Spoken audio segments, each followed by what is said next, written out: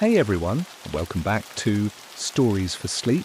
I know a lot of you listen to these stories to help you relax and drift off to sleep. But before you close your eyes, I have a little favour to ask. If you can, leave a comment and let me know where you're listening from. It's always fun to see how many places around the world we're connecting with. And if you're enjoying these stories, don't forget to hit like and subscribe so you never miss a new one. Now, it's time to get comfy and relax. Let's forget about everything for a moment and enjoy tonight's story together. Ready? Let's begin. It was one of those rare, overcast Saturdays when the air hangs heavy, as though the sky might break open any moment and spill rain over the quiet streets. The kind of day that feels like the world is waiting for something to happen, but unsure of what that something is. It was on such a day that Michael Thorne first laid eyes on the mirror. He had been wandering through the flea market, the kind of market that sat on the outskirts of town, tucked between a rickety old building and a gas station that had seen better days. Most of the stalls were manned by people who looked like they'd crawled out of the past. Old men with sagging faces, women with tired eyes, and younger folks who only seemed to be there because they'd had nowhere else to go. The market was crowded, but in a way that felt empty, like a place where the people who had once been its heart had already drifted off, leaving nothing behind but their remnants. The tables were cluttered with odds and ends, faded picture frames, half-broken toys, stacks of yellowed books, and rusted tools whose usefulness had long since vanished. Michael wasn't in the mood for treasure hunting. Not that day. He had come just to kill time, to escape the silence of his apartment, to find something, anything, to break the monotony that had become his life. And then he saw it. At first, it was just a glimpse, nothing more than a sliver of glimmer between a pile of old magazines. But something about it caught his eye, like a flare in the distance, a tiny spark of something that felt different. When he moved closer, he saw that it was a mirror, a large, ornate one, with a frame that seemed too intricate for something sold at a flea market. The edges were carved in swirls and curlicues, a kind of overdone elegance that seemed almost absurd in the context of its surroundings. It was beautiful, but in the way an antique would be, faded, aged, and holding within it the suggestion of a history, a secret. The dealer was a wiry man, with thin, gray hair that fell in tufts around his face. He had a quiet, watchful look about him, as though he'd seen 1,000 buyers come and go, but never quite trusted any of them. His eyes, however, held a kind of sadness that Michael couldn't place. "Interesting piece," the dealer said, when Michael approached the table, his voice low and gravelly.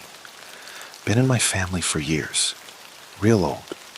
Some folks say it's cursed, but that's all nonsense, of course." Michael raised an eyebrow. "Cursed?" The dealer's smile was thin, more of a reflex than a real expression of amusement. "Just a rumor," he muttered, waving his hand dismissively. "Nothing more than that. You can take it if you want, for the right price." Michael wasn't sure why, but something about the dealer's words put him on edge. The air around the mirror seemed to hum with a quiet tension, like a string pulled tight. But there was also something about it, something that stirred a curiosity deep in his gut. He had no reason to believe in curses, no reason to think the mirror was anything but a relic of the past, lost in time. Yet still, a part of him felt drawn to it, as though it was calling out to him. "Okay," Michael said, nodding, trying to push the unease down. "I'll take it." He handed the dealer the money, which the man took without a word, and Michael left with the mirror in tow, its weight heavy in his hands. As he walked through the market to his car, he could feel eyes on him. He glanced around but saw only people going about their business, some haggling, some just looking for something to fill the emptiness of their lives. But still, the feeling lingered, like something invisible had followed him home. When he got to his apartment, he set the mirror down in the living room. It looked out of place there, in the corner where the couch met the wall, but it was hard to ignore the way the light caught the frame. The carvings, so delicate and fine, seemed to shimmer in the dim light. He stared at it for a moment, his own reflection looking back at him. The room behind him appeared ordinary enough, lit by the fading daylight creeping through the blinds. But there was something off about the reflection. The shadows seemed deeper in the glass, the corners of the room more pronounced, as if the mirror had pulled something out of the air, something that was missing from the real world. Just a trick of the light, Michael muttered to himself, but the words did nothing to ease the prickling feeling at the back of his neck. Later that night, as the sky outside darkened and the apartment grew quiet, Michael found himself unable to stop glancing at the mirror. He kept telling himself it was nothing, just an old piece of furniture, just something to fill the empty space.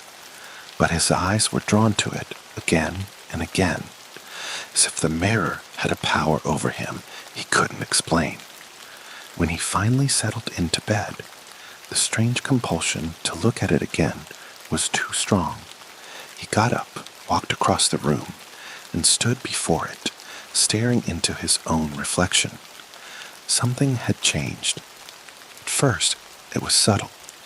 A shift in the way the shadows clung to the walls, a slight distortion in the image.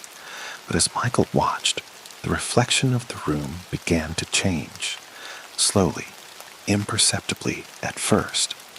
The couch in the reflection wasn't in the same position as it was in real life. A book that had been on the coffee table was now lying on the floor, its pages open as if someone had dropped it in haste. And in the far corner of the room, where there had only been a lamp before, there was now a dark shape, a shadow that didn't belong. Michael's breath caught in his throat. His reflection didn't look quite right, either. The way he stood, the way his hands rested at his sides, it was as if the reflection was a few moments behind him, or maybe even a few steps out of sync. "Stop being stupid," he muttered, trying to shake the feeling that was crawling up his spine. But the mirror didn't stop. He stood there for what felt like hours, watching the image of the room shift and change, objects moving, shadows stretching further, twisting into forms that no longer made sense. He couldn't tear his eyes away, even as his heart beat faster, even as something deep within him screamed to look away. There was something trapped in the mirror, something that wasn't him, something that wanted to reach out. Michael snapped back from the mirror, his pulse pounding in his ears. He turned away, trying to steady his breath, but the sensation lingered, pressing down on him, filling the apartment with a suffocating heaviness. His mind raced with questions, with doubts, with fear, but one thing was certain. He couldn't look away, and something, somewhere on the other side, was waiting. That night, sleep didn't come easily for Michael Thorne. The mirror, though silent and still in the corner of the room, had somehow managed to wedge itself into the deepest crevices of his mind. Even after he turned away from it, even after he crawled under the covers and tried to shut his eyes, He could feel its presence pressing against his thoughts, demanding attention. Each time he closed his eyes, it was as though he saw it in his mind's eye, a faint glimmer of light, the twisted shadows that seemed to move just out of sync with the world he knew. For a moment, he tried to convince himself that it was all in his head, that maybe the mirror wasn't special at all, that it was just another antique, warped by time and wear. But deep down, he knew the truth. The mirror was different. It wasn't like anything he'd seen before, and the longer it sat there, in the corner of his living room, the more it began to pull at him. He tried to distract himself the next day. The world outside his apartment, with its distractions and noise, was the perfect escape. But even as he sat at his desk, working through his monotonous tasks, his thoughts kept drifting back to the mirror. He found himself making excuses to go home early, just to check on it, to look into it and see what had changed. Because something was changing. It wasn't just the room, the shadows, the distortions. It was something more. By the time evening fell and the shadows in his apartment grew longer, he was restless. He had tried to push the mirror from his mind all day, but it refused to be ignored. Michael walked into the living room, half expecting the mirror to be different. And it was. The reflection had altered again, this time more profoundly. His eyes lingered on the reflection, now keenly aware that it wasn't merely a simple trick of light or his own imagination. The shadows in the mirror were darker, unnatural, and the room looked as though it had been overtaken by some otherworldly presence. Where the floorboards in the reflection should have been neat and tidy, they were now cracked, jagged, as though something beneath them was pressing against the wood. And in the far corner, the dark shape was more defined now. It wasn't just a shadow. It had form, an outline of something, someone. Michael felt a cold wave of dread wash over him. The figure in the corner of the reflection wasn't just a vague shape anymore. It was a person, or what used to be a person. The figure was tall, unnaturally so, with gaunt limbs that looked twisted, like they were broken in the wrong places. Its face, if you could call it that, was a pale mass of shifting features, like a distorted mask, flickering in and out of focus, as if it couldn't hold its shape. Michael felt his breath catch in his throat, his stomach lurching at the sheer wrongness of it all. He stepped closer to the mirror, his pulse quickening. His reflection, standing still as always, seemed unaware of the thing behind him. The figure in the mirror didn't seem to be paying attention to him at all. No. It was focused on something else, its gaze, if you could call it that, fixed on the mirror's surface, as though it was waiting for something, or someone. Suddenly, the reflection moved. The figure, slow and deliberate, lifted one long, twisted hand. Michael's body went stiff with terror.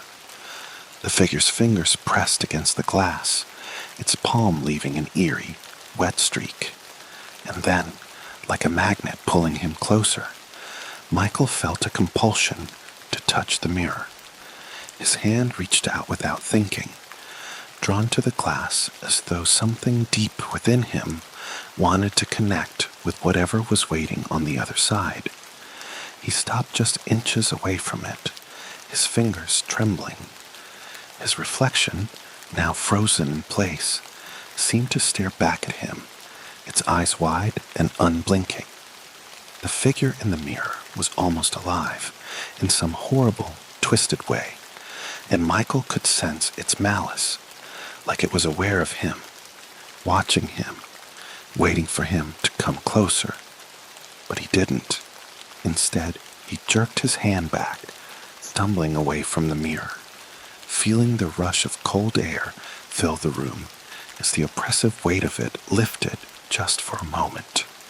His heart hammered in his chest as he glanced at the reflection again, expecting the figure to be gone, or at least to have moved, but it hadn't.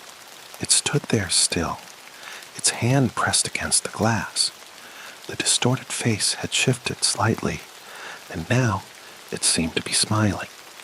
The expression wasn't human. It was something darker, something hungry. Michael's mind raced. He couldn't stop looking at it. The air felt thick, pressing down on him, and he found himself drawn back to the mirror. He could feel something pulling at him, like invisible hands around his ribs, urging him to step closer, to press his palm against the cold glass. It was then that he heard it, a voice, a low, rasping whisper, barely audible, like the scraping of a nail across glass. "Come closer." Michael stumbled back, his breath ragged. He stumbled across the room, his heart pounding in his throat. The voice hadn't come from anywhere he could see, but it was unmistakable, like it had come from inside his head, whispering to him, inviting him to take that one inevitable step closer. "Just a trick," he said, trying to convince himself. "It's just an old mirror. It's messing with my mind." But deep down, a voice inside him knew that this wasn't some figment of his imagination. The mirror was changing him, drawing him in, and the longer it sat there in the corner of his room, the more the line between reality and the reflection began to blur. He couldn't stop thinking about it. The next few days were a blur for Michael. He tried to distract himself, but the pull of the mirror was too strong. Every time he passed through the living room, his eyes would be drawn to it, as if the mirror itself had some kind of magnetic force tugging at his gaze. He could no longer look at it without feeling a sense of dread, an unease that turned his stomach. It wasn't just the mirror that bothered him. It was what he was seeing in the reflection. The figure had become more defined, more tangible. Now it had begun to move on its own, pacing back and forth in the reflection, its long, crooked fingers trailing along the edges of the glass. Its face was clearer now, though no less horrific, a gaping mouth, too wide, stretching unnaturally across its face, its teeth jagged and sharp. The more Michael stared at it, the more he felt like something was reaching through the glass toward him, trying to pull him in.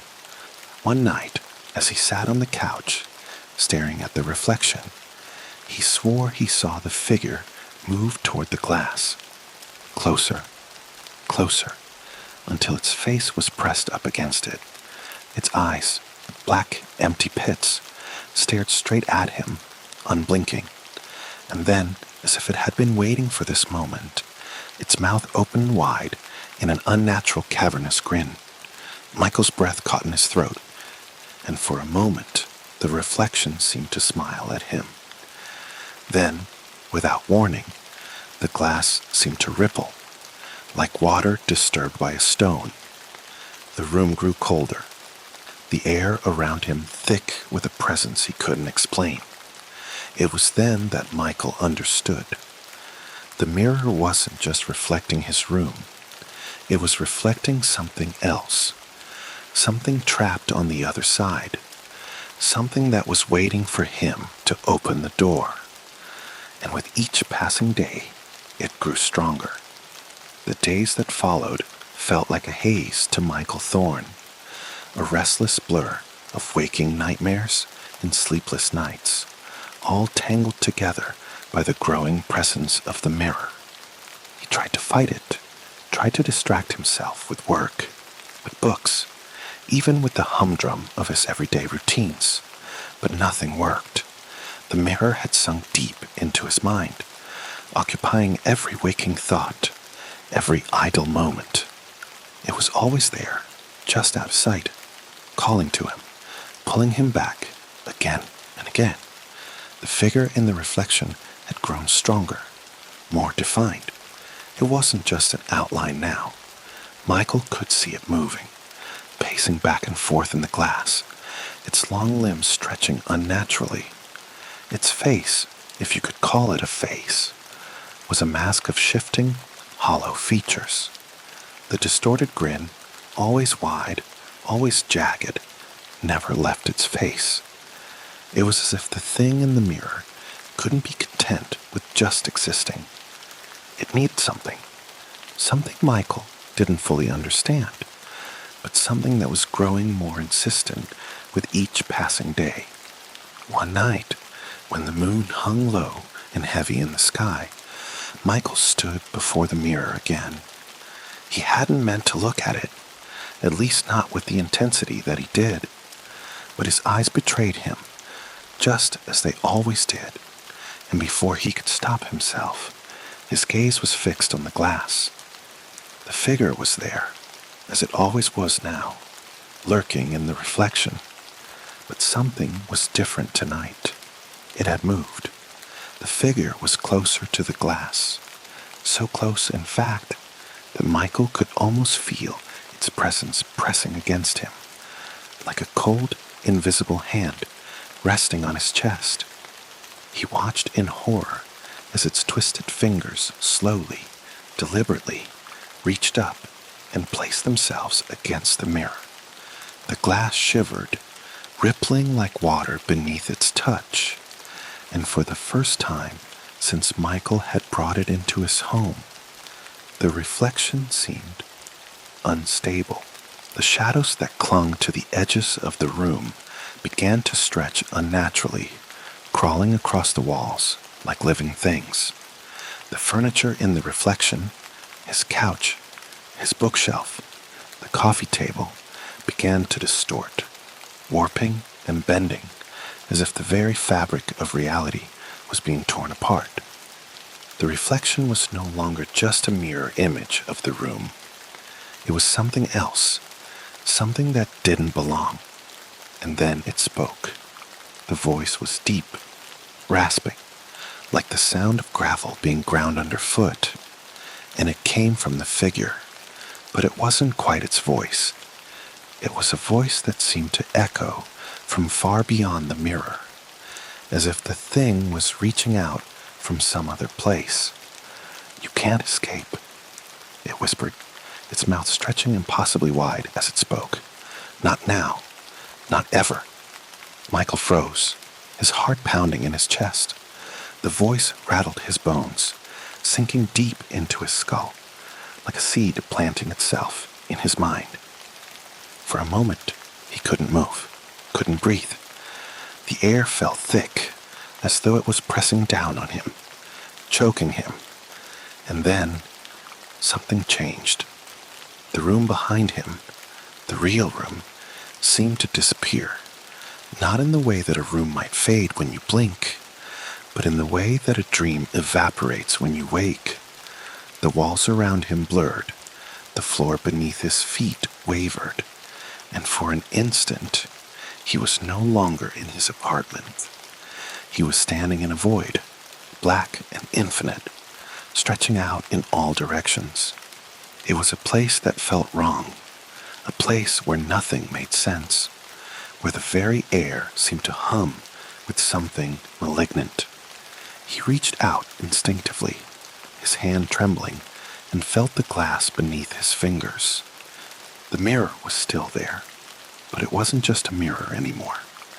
The glass had gone cold, colder than anything he'd ever felt.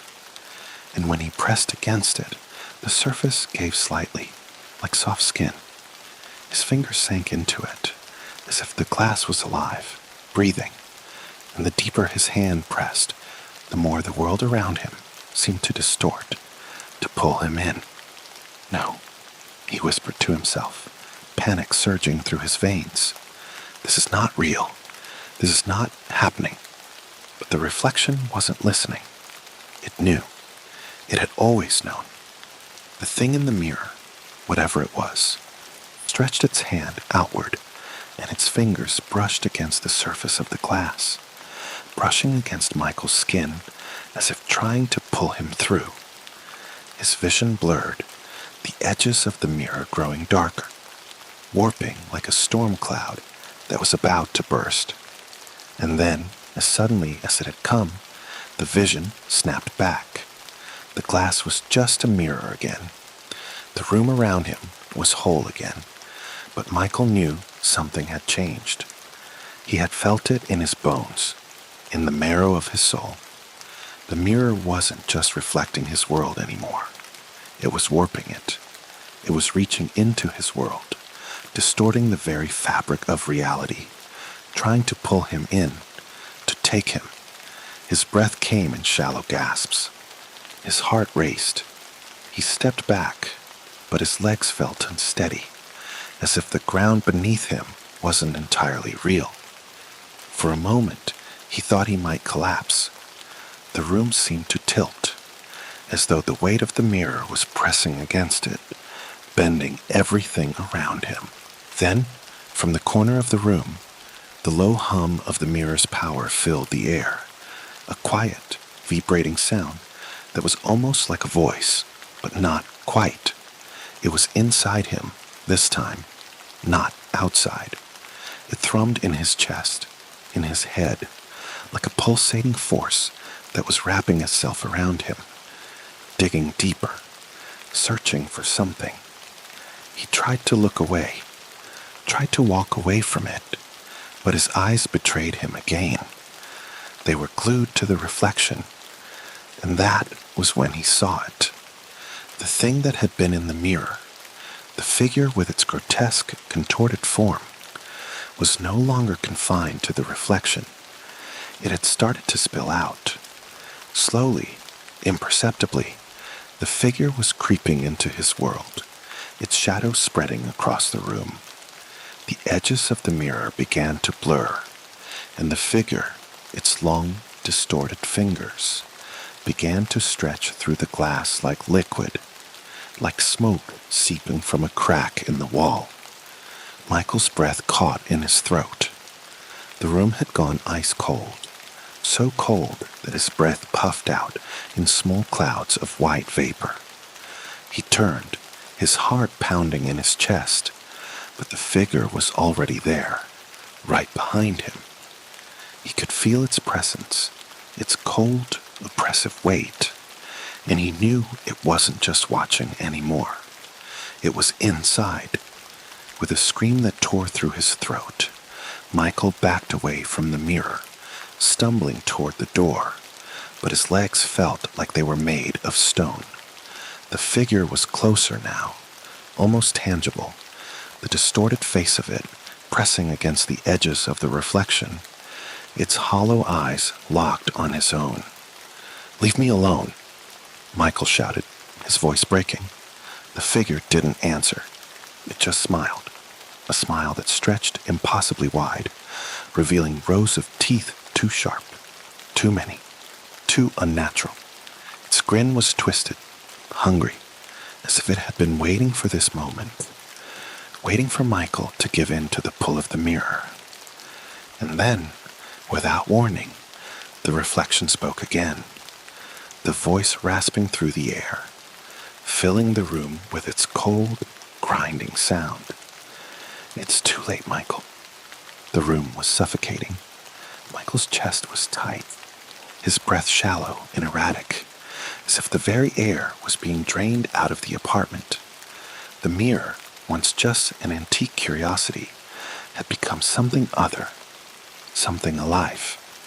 The shadows in the reflection twisted, darkened, crawled across the walls like creatures hungry for the light. And the figure, it loomed, closer now than ever, grotesque smile stretching wider, its black eyes gleaming with an impossible hunger. Michael stumbled back, his legs weak, his skin clammy with sweat. He couldn't breathe, couldn't think. His mind was a whirlwind of panic, but even as his body screamed to flee, he couldn't pull his gaze from the mirror. His reflection, the real one, the one that should have been his own, seemed distant, as though it were fading from him, being pulled into the glass, sinking into the blackness that had overtaken the reflection. "It's too late, Michael." The voice, thick with malice, echoed through the room like 1,000 whispers scraping at his sanity. It was coming from everywhere, from the walls, from the air, from within his very skull. His reflection didn't move. It stood there, still, its eyes wide and staring, watching the figure behind it. The figure wasn't watching him. It was watching Michael, the real Michael, standing now just a few feet away, his breath ragged, his heart thundering in his chest. And then, as if a switch had been flipped, the figure in the mirror lurched forward, its hand slamming against the glass with a force that rattled the frame. The sound was like the cracking of bones, deep and sickening, and the glass groaned as if it were alive, like it was being stretched, strained, ready to give way. Michael's stomach dropped. He took a step backward, his feet unsteady, the reality of the situation crashing down on him like a tidal wave. The figure's mouth opened wider, the twisted smile now more of a gaping, jagged maw. Its teeth, too many, too sharp, glinted in the dim light. The thing in the mirror was no longer contained within the glass. It had become a part of his world, a shadow that was creeping closer with each heartbeat, a terror that seeped into every crack and crevice of his mind. The temperature in the room plummeted, the cold cutting through his skin like a knife. The mirror's surface began to ripple again, the glass warping as if it were melting. But instead of liquid, there was something darker, more sinister seeping out. A dark fog that crept across the floor, swirling around Michael's feet, wrapping around his legs, pulling him in. "No, no, no," Michael muttered, his voice cracking, but he couldn't look away. His hand reached out, trembling, instinctively drawn to the mirror, as if his body had decided that it was too late to fight, that it was already too late to escape. His fingers hovered just inches from the surface of the glass. He saw it then, saw the reflection change, the walls behind him beginning to ripple like water. The reflection of the room was now nothing but distortion, the shapes and shadows warping into grotesque, inhuman forms. The floorboards rose like broken teeth, the walls sagging as if they were melting, and from the corners, crawling like shadows, there were figures, more of them, silent, faceless figures, shifting in the distorted glass, watching him, their empty eyes locked onto his. But it was the figure in the center of the reflection, the thing that had been watching him all along, that moved. It stepped forward, emerging from the glass with an unnatural jerking motion, its long, thin limbs twitching like something that hadn't moved in years, like it wasn't meant to move at all. Michael's body froze. The glass shivered, groaned, and with a sickening lurch, the figure reached its long, broken fingers toward him. Its hand slid out of the mirror, scraping against the frame like claws on metal, leaving behind trails of darkness, trails that spread across the air like ink spilled across paper. "Come closer, Michael." The voice was a deep, raspy whisper, low and threatening, as though it was inside him, crawling through his veins, squeezing around his heart. He couldn't move, couldn't breathe. The hand stretched farther, out of the mirror, and now the figure, no longer confined to the glass, stepped fully into his world, its distorted form looming above him. It smiled, a horrible gaping thing that stretched impossibly wide, revealing rows of jagged, pointed teeth. Michael could feel its presence, feel the hunger emanating from it, an unquenchable thirst for something he couldn't understand. "You're mine now," it whispered, and the words were like poison in his ears, like a spell being cast over him. Michael couldn't think, couldn't fight it. His body felt numb, as if it had been drained of all will, of all strength. He could only watch as the creature, now fully out of the mirror, reached toward him with those long, broken hands, and then, a flash of white light. The world seemed to shatter. The mirror cracked, spider-webbed fractures spreading across its surface like a violent storm.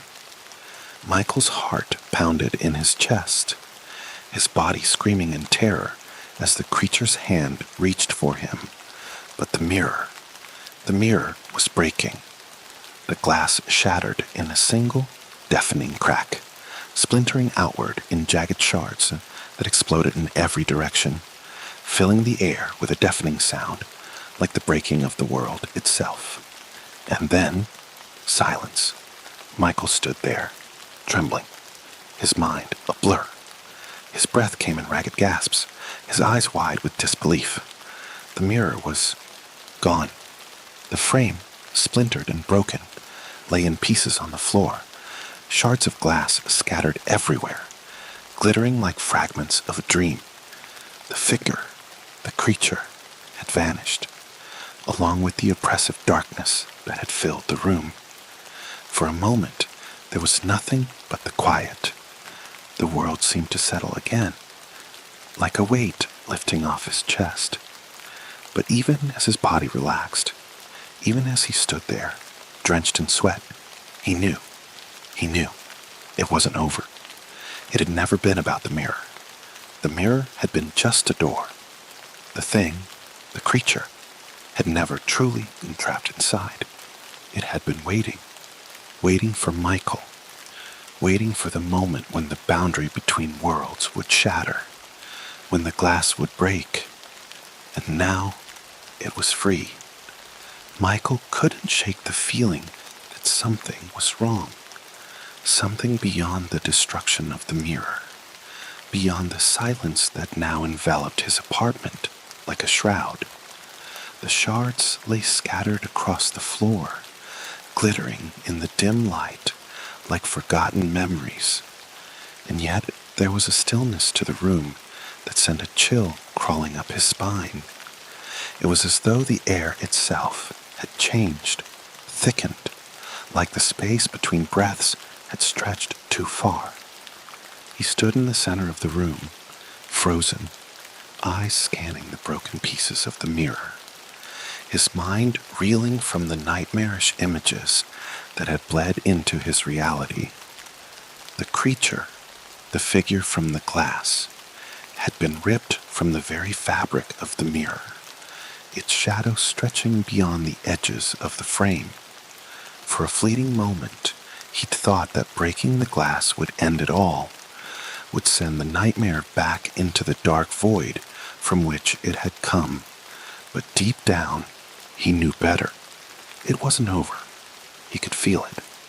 The absence of the mirror, the absence of the thing that had plagued him for so long, felt like a vacuum, a void that had been left behind, a presence waiting to fill the space.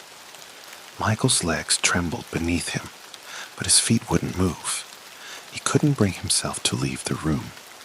Every corner seemed to shift. Every shadow stretched unnaturally long. The walls felt as though they were closing in, tightening around him. The air, once heavy with the cold touch of the mirror's influence, now hung thick with a deep, suffocating silence that was worse than the constant hum of the reflection. His gaze drifted to the broken pieces of the glass, each shard glinting sharply, reflecting what little light remained in the room. They were more than just fragments. They were portals, windows into the darkness, into the twisted, fractured reality that had been unleashed when the mirror had shattered. He could feel them pulling at him, pulling him toward them, like gravity from another world. A flicker of movement caught his eye. It was in the corner of the room, just at the edge of his vision. His breath caught in his throat. For a second, he thought it was just his mind playing tricks, the lingering remnants of fear twisting reality. But when he blinked, it was there again. A dark shape, just a flicker, but it was there, moving ever so slightly, too slowly to be real, too deliberate to be a mistake. Something, someone. He jerked his head toward the corner, his heart hammering in his chest. The room was empty. The walls were as they had always been. No shadow, no figure, nothing. But the silence was broken by something else, something worse. A low, ragged breath. Too close. Michael's head whipped around, his eye scanning every corner of the room, every inch of the apartment. His breath caught in his throat. Darkness around him had thickened, drawn in, and there was something there. He couldn't see it directly, not yet, but he could feel it. It was like the air had turned heavy with something wrong, something that wasn't supposed to be there. And then the whisper came. You shouldn't have looked. The voice was the same as it had been before. The rasping whisper from the mirror, from the thing that had been trapped behind the glass. But it was different now, closer, louder. It seemed to echo from all directions, crawling through the walls, seeping through the cracks, curling around him like fingers tightening around his throat. Michael's eyes went wide. It's here. He turned toward the broken mirror again, but it was no longer just a mirror. It was a gateway. It had always been a gateway. The thing in the reflection had never been bound to the glass. It had been biding its time, waiting for him to open the door, to let it in. And now the door was wide open. The room around him shuddered, and Michael staggered back, his mind screaming to escape, to run, but his legs wouldn't move. He could barely breathe. The shadows stretched in unnatural ways, curling and reaching, closing in on him from every side. His heart was a frantic drumbeat in his chest, louder and louder until it threatened to drown him. And then it stepped out. The figure, the creature that had once been confined to the glass, now stood in front of him, towering over him, its long limbs twitching with an unnatural jerky movement. Its face, that grotesque, shifting mask of a face, was stretched wider than ever, the gaping mouth parting to reveal rows of jagged, pointed teeth. Eyes, those hollow, empty pits, were locked onto his, unblinking, as though it were searching for something. Something Michael couldn't understand. You brought me here, it rasped, its voice thick with a hunger that gnawed at the edges of his sanity. It took a step forward, the floor creaking beneath its weight, and Michael's mind screamed for him to move, to run, but his body refused to obey. I didn't mean to, Michael whispered, his voice barely audible, his throat dry. He felt tears welling up in his eyes, the raw terror of the situation sinking deep into his bones. I didn't mean to open it. Didn't mean to. The creature tilted its head, that twisted, broken grin widening impossibly as it took another step closer. No one ever means to. Its hand, those long, bony fingers reached out, brushing against his cheek. Touch was cold, colder than anything he'd ever felt, colder than the glass had ever been. It burned, seared through his skin like ice, sending a sharp jolt of pain through him. Michael gasped, his knees buckling beneath him, but the thing didn't stop. It pulled him forward, its grip tightening around his wrist, and the shadows wrapped around him like chains, pulling him deeper into their grasp.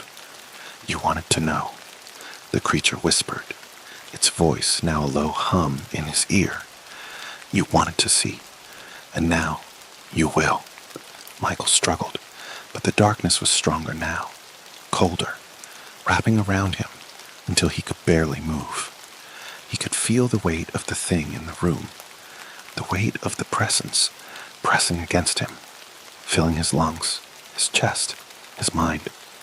"I'm sorry," he whispered again, tears streaming down his face, but the words tasted empty, hollow.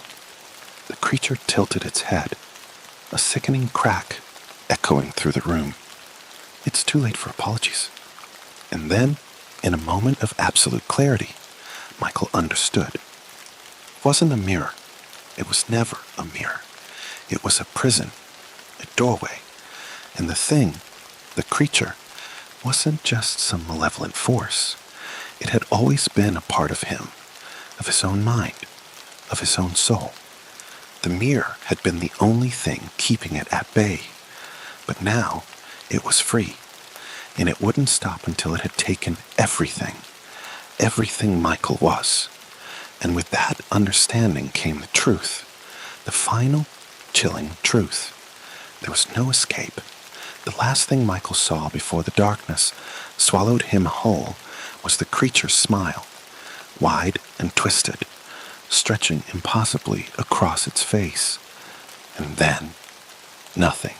There's something about attics that feels wrong, almost as if the very air up there is thick with forgotten things, memories, objects, and the weight of time.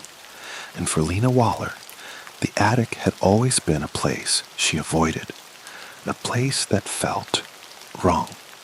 She had known of its existence for as long as she could remember, tucked away under the eaves of her grandmother's old farmhouse.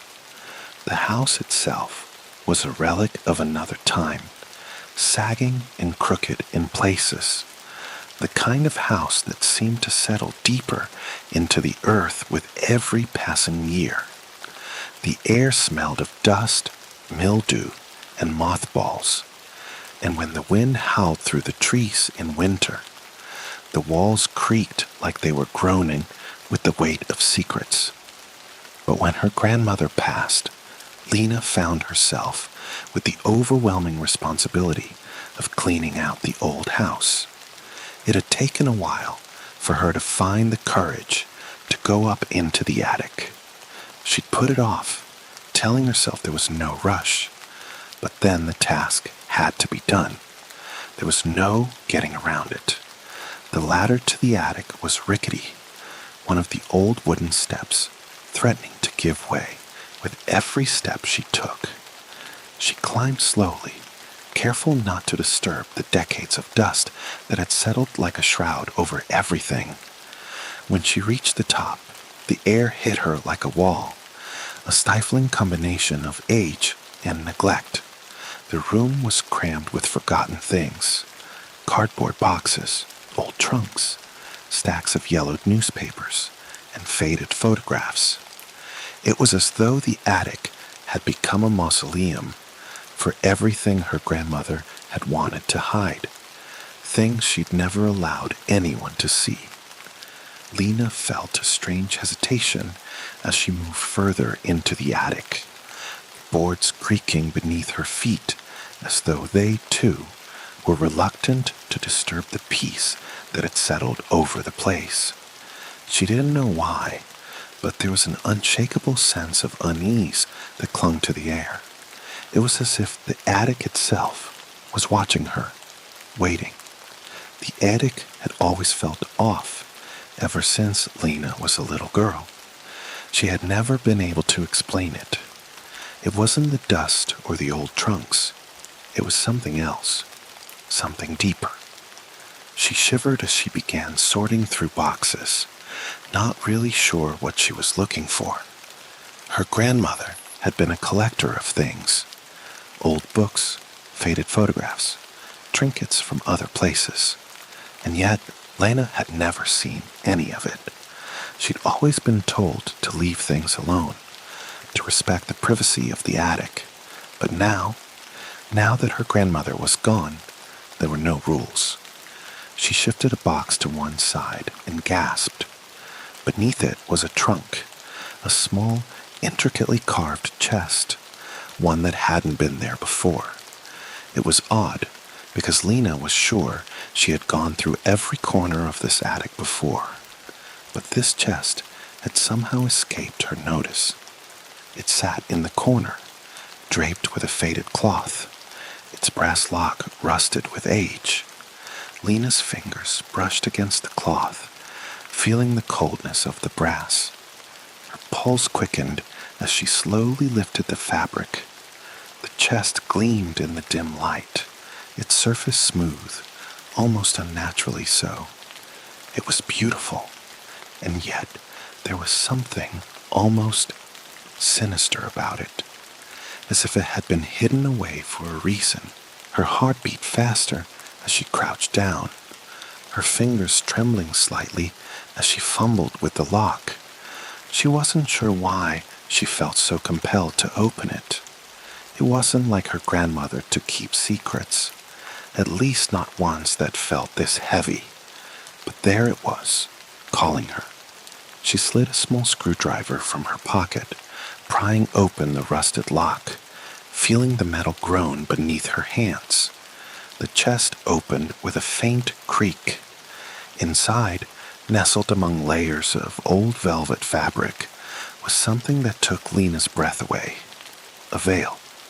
It was made of the finest red silk she had ever seen, embroidered with intricate symbols. Symbols that seemed to shift and change when she looked at them, almost as though they were alive. The colors in the embroidery shimmered faintly, but it was the symbols that intrigued her. They were ancient, she could tell that much, but they were strange, symbols she had never seen before. She lifted the veil from the chest, the weight of it unexpected, though the silk itself was incredibly light.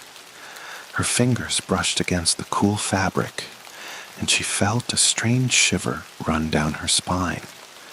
It was as if the veil was alive, its presence pulsating like a heartbeat in her hands. There was something off about it, something she couldn't put into words. She held it up before her, admiring its beauty for a moment, but the uneasy feeling in her stomach only deepened. She couldn't explain why, but the veil felt like something she wasn't supposed to touch, something she wasn't supposed to see. Yet she couldn't look away. And then, as though compelled by some unseen force, Lena draped the veil over her head. The moment the silk touched her skin, a coldness washed over her, cold in a way that felt wrong. It wasn't just temperature, it was as if the veil itself was sucking the warmth from her very soul. The room around her seemed to shift. The walls seemed to grow darker, the air heavier. Her heart thudded in her chest, faster now, as if something were pressing against her rib cage. The attic seemed to close in around her, and for a moment she wondered if she had made a terrible mistake. Lena pulled the veil off her head quickly, but the moment she did, the world around her returned to normal. If normal was even possible in a place like this. Her breath was ragged, her pulse racing.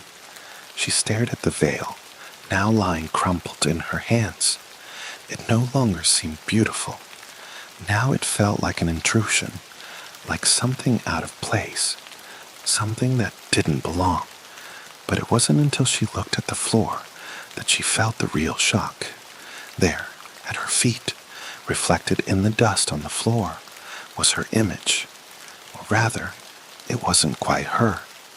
Her reflection was blurry at first, but as she stared, it began to sharpen, becoming clearer and more defined. The room around her seemed to distort, the edges of things bending and stretching, warping into something strange. Her reflection, her face, was the same, but there was something wrong with it. Her eyes were hollow, sunken, the skin around them pale, as if drained of life. Her reflection grinned. Lena staggered back, gasping for air, her heart hammering in her chest. It was just a reflection, she told herself. Just a trick of the light. But the smile in her reflection, the smile, wasn't hers. It couldn't be. She glanced quickly at the real reflection in the nearby mirror, but it was gone. Her face was back to normal, or at least as normal as it could be. But she couldn't shake the feeling. Something was wrong. Her stomach twisted, the unease settling deeper within her. She dropped the veil onto the floor and turned to leave the attic. But as she did, the feeling only grew stronger. The darkness in the room seemed to thicken, as if it were watching her, waiting. The veil, it had changed something. Or maybe it had opened something. Lena hurried down the rickety ladder, not looking back, her heart pounding in her chest. She hadn't even realized how tightly she had been gripping the railing until her fingers started to ache. That night, as she lay in bed, the veil in her mind, the strange symbols echoing in her thoughts, she couldn't sleep. The unease, the dread she felt in the attic, was still there, lingering at the edges of her thoughts, and as she drifted in and out of sleep, the symbols, those strange, foreign shapes, began to dance behind her eyelids, shifting and moving in ways that made her skin crawl.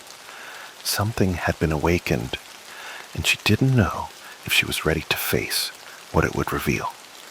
The days following her discovery of the red veil blurred into one long stretch of uneasy waking and restless sleeping.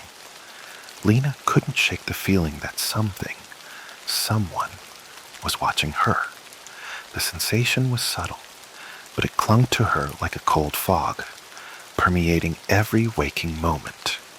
It wasn't just in the attic, where the veil had been found, but everywhere. In the kitchen, at the grocery store, even as she drove down the familiar roads leading to her grandmother's house. The veil had made the ordinary feel foreign, as though the world itself had been slightly tilted, just enough for Lena to sense that something wasn't quite right. It was in the way her reflection in mirrors seemed to linger a moment longer than it should, as if it wasn't quite in sync with her. It was in the shadows that flickered at the edge of her vision, retreating when she looked directly at them.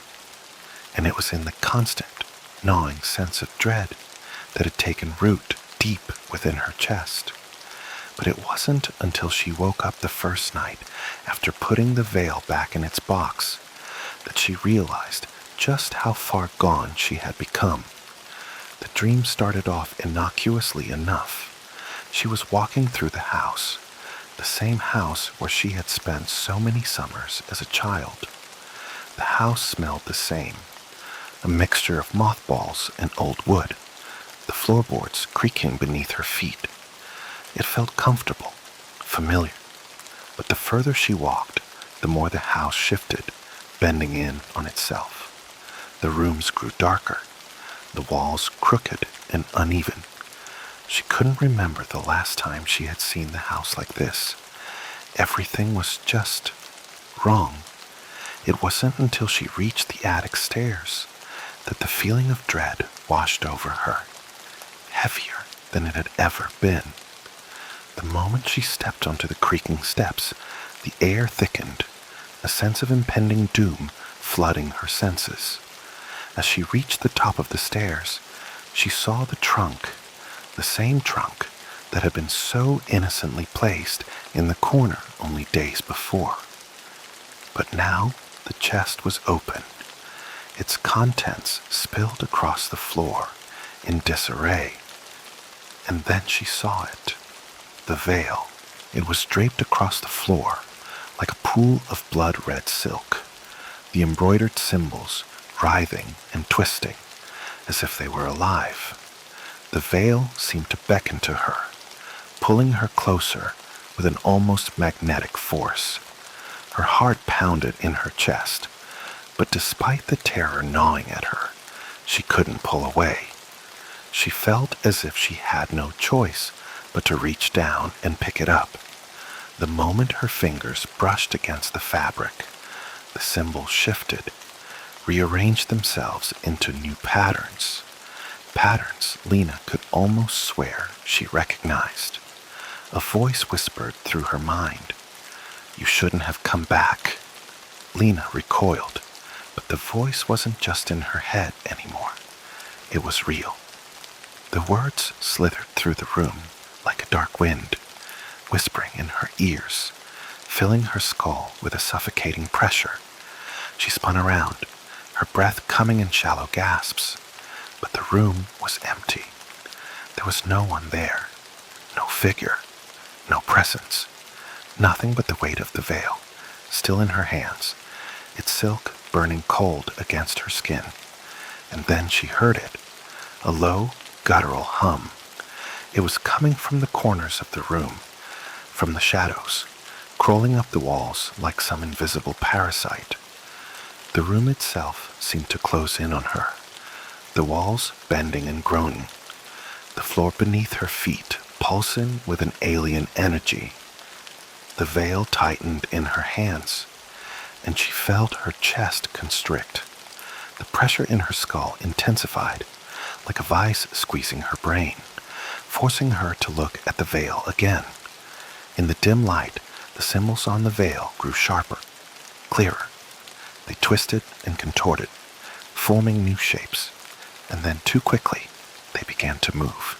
Her vision blurred, and the veil seemed to stretch, pulling her closer to the floor, forcing her to kneel before it. The voice whispered again, but this time it was clearer, louder. "We have been waiting for you." Lena woke with a start, her breath coming in ragged gasps. The room was dark, the weight of the dream still hanging over her like a heavy fog. She sat up in bed, trembling, her heart pounding. The room around her was still, and yet she couldn't shake the sensation that something had followed her back from that dream. The sensation that the house was waiting.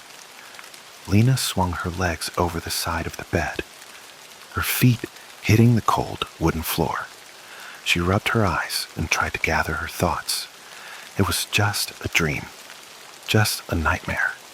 There was no veil, no sinister voice, but deep down, she knew something had changed. Something had awakened in the house, something connected to the veil, to the symbols. The unease in her gut churned like a heavy stone, and she couldn't shake the feeling that she had to go back to the attic. The next morning, after a restless night of tossing and turning, Lena found herself standing at the foot of the attic ladder again. She had avoided it for days, afraid of what she might find if she ventured back up there. But now, something in her wouldn't let her ignore it any longer. She had to know. She had to see it again. Her fingers hovered over the creaky wood of the ladder, and her stomach churned in anticipation. With a shaky breath, she began to climb. Each step felt heavier than the last, and by the time she reached the top, she was breathing harder, almost as though she had run a mile. The attic felt different. The air was thick with dust, but there was a sharpness to it now, a heaviness that made her skin prickle. The shadows seemed to stretch longer than before, as if they had grown, fed by something dark and unseen. Her eyes scanned the room, but there was no sign of the veil. The trunk where she had found it lay in the same place, but the lid was now closed. She stepped toward it, her hands trembling as she reached for the brass latch. But when she opened the chest, the veil wasn't there. Instead, nestled in the velvet lining of the trunk, was a small, folded piece of paper, old and yellowed with age. Lena hesitated. Something told her not to touch it, but she ignored that instinct. She reached down and picked up the paper, unfolding it slowly. It was a letter, written in a script she didn't recognize, each word flowing with strange elegance. She traced the unfamiliar symbols with her fingers, feeling the sharp ridges of the ink as if they had been burned into the paper. She recognized some of them from the veil, but they were incomplete, fragmented, as if this was only part of something much larger. Suddenly, the room around her seemed to darken.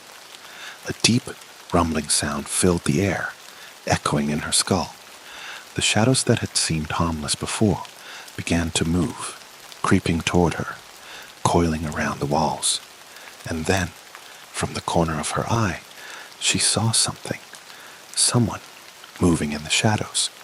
It was a figure, tall, thin, unnatural. Lena's blood ran cold.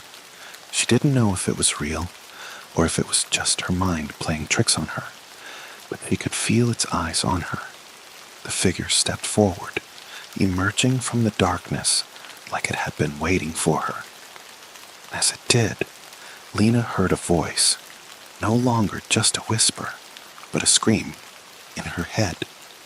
"You should have stayed away." She dropped the letter, her heart pounding in her chest, and ran for the stairs. But as she turned to flee, she heard the whisper again, louder this time, closer, and the words were unmistakable. "We are not finished with you." Lena stumbled down the stairs, nearly tripping over her own feet as the air around her seemed to thicken with something she couldn't quite grasp, something alive. The shadows in the attic clung to her like a second skin, heavy and oppressive, pressing in from all sides. Her heart pounded in her chest as she rushed out of the attic, the footsteps of the figure still echoing in her mind. Though when she turned to look, there was no one there. The house felt different now. The familiar creaks and groans of the old wood seemed to take on a sinister note, each sound amplifying the unease that had taken root in her chest. Lena slammed the door to the attic behind her, her breath coming in short, shallow gasps. But even as she stood there, her hand gripping the banister, the images from the attic, the letter, the symbols, the strange figure in the shadows, flooded her mind, relentless. She couldn't ignore it anymore. Something about this house, about her family's history, was tangled up with the veil, with symbols. She could feel it in her bones. But what? It wasn't just a random object. Lena could feel it, the weight of something ancient behind it, something that had been waiting in the dark corners of her grandmother's house for years. And the more she tried to push it away, the more she realized how little control she actually had. Every time she looked away, the pull grew stronger. The veil had unlocked something dark, something buried. It was as though the house itself had been holding its breath, waiting for her to come back, for her to find it. And now that she had, now that the veil had been touched, the game had changed. She sat at the small desk in the corner of the room, her fingers shaking as she placed the yellowed letter in front of her. She had to understand. The symbols on the veil were calling her, and this letter, this scrap of paper, was her only clue. The writing was so intricate, so complex, that at first she had thought it was just some strange art or fancy handwriting. But now it looked different. The more she looked at it, the more the symbols seemed to glow faintly beneath her gaze, pulsing with an energy that made her stomach churn. Her fingers hovered over the paper, the edges curling slightly, as if something inside the letter was pushing against her touch. Lena inhaled deeply, forcing herself to focus. She couldn't let fear control her. Not now. Not when she was so close. Lena leaned in and began to trace the symbols with her fingers, feeling the sharp ridges of the ink. And as she did, something unexpected happened. The air around her seemed to grow colder, and the soft hum from the attic, that hum, started again. It was distant at first, like a faint vibration deep in the bones of the house, but soon it grew louder, closer, almost alive. She jerked her hand back, but the damage was already done. The moment her fingers had made contact with the paper, something inside her shifted. Her vision blurred. The symbols seemed to move, as though they were rearranging themselves in front of her eyes. The words on the letter, once foreign and incomprehensible, began to take shape, the language becoming clearer, more intelligible. She could understand it now, could hear it. The red veil binds the soul, the letter whispered. It waits for the one who dares to look deeper, to see the past not as it was, but as it could be. Lena's breath caught in her throat. She could hear it in her mind, feel the weight of the words pressing against her skull like an unbearable force. The letter wasn't just describing the veil. It was talking to her. The veil is a door, the letter continued. Doors are not always for leaving. Her chest tightened. The air in the room was thick with something else now, something that wasn't just cold, but suffocating. The letter dropped from her hands. She didn't remember letting go. Her pulse raced as the room around her began to twist.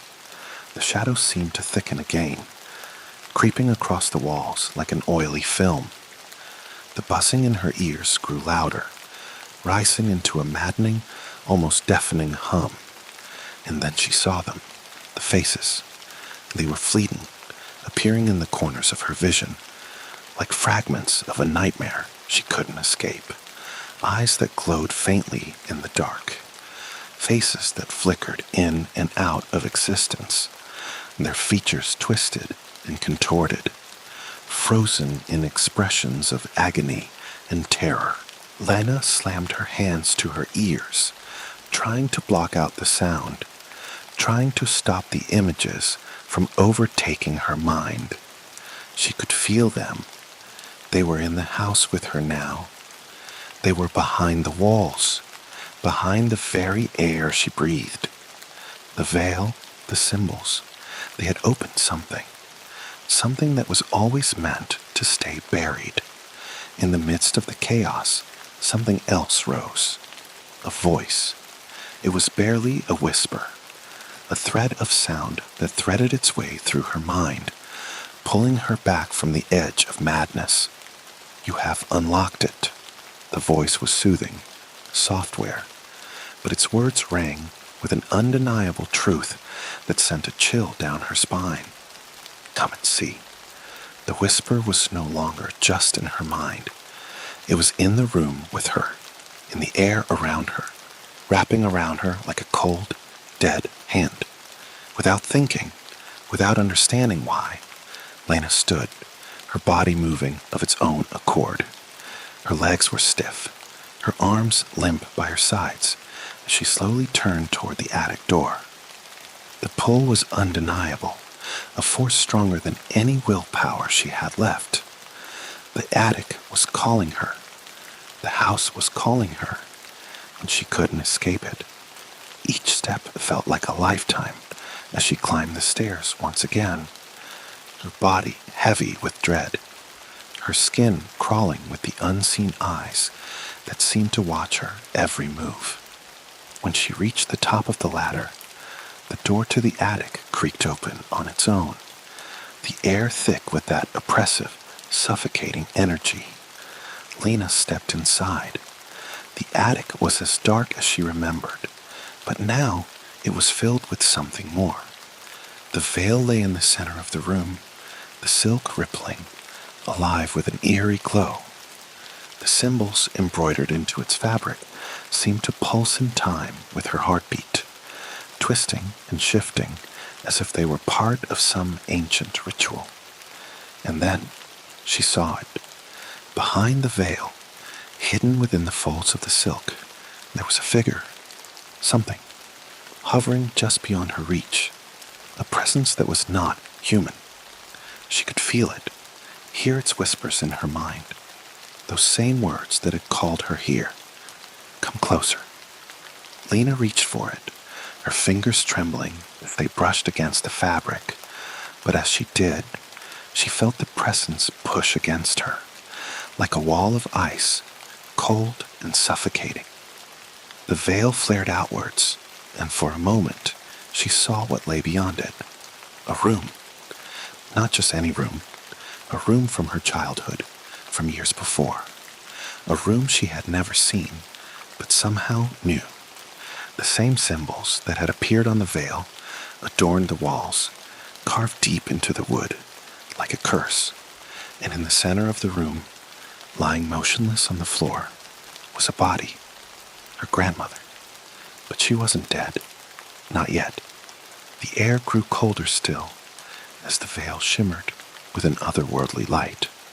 The whispers rose in intensity, louder, closer, until they became a deafening scream in her mind. The veil had opened a door to something else, and it was pulling her in, deeper, farther than she had ever intended to go. And there was no turning back now. Lena stumbled back, her body frozen in place as her eyes locked onto the scene before her. The veil hung heavily in the air, shimmering and flickering. But it wasn't just the fabric that had changed.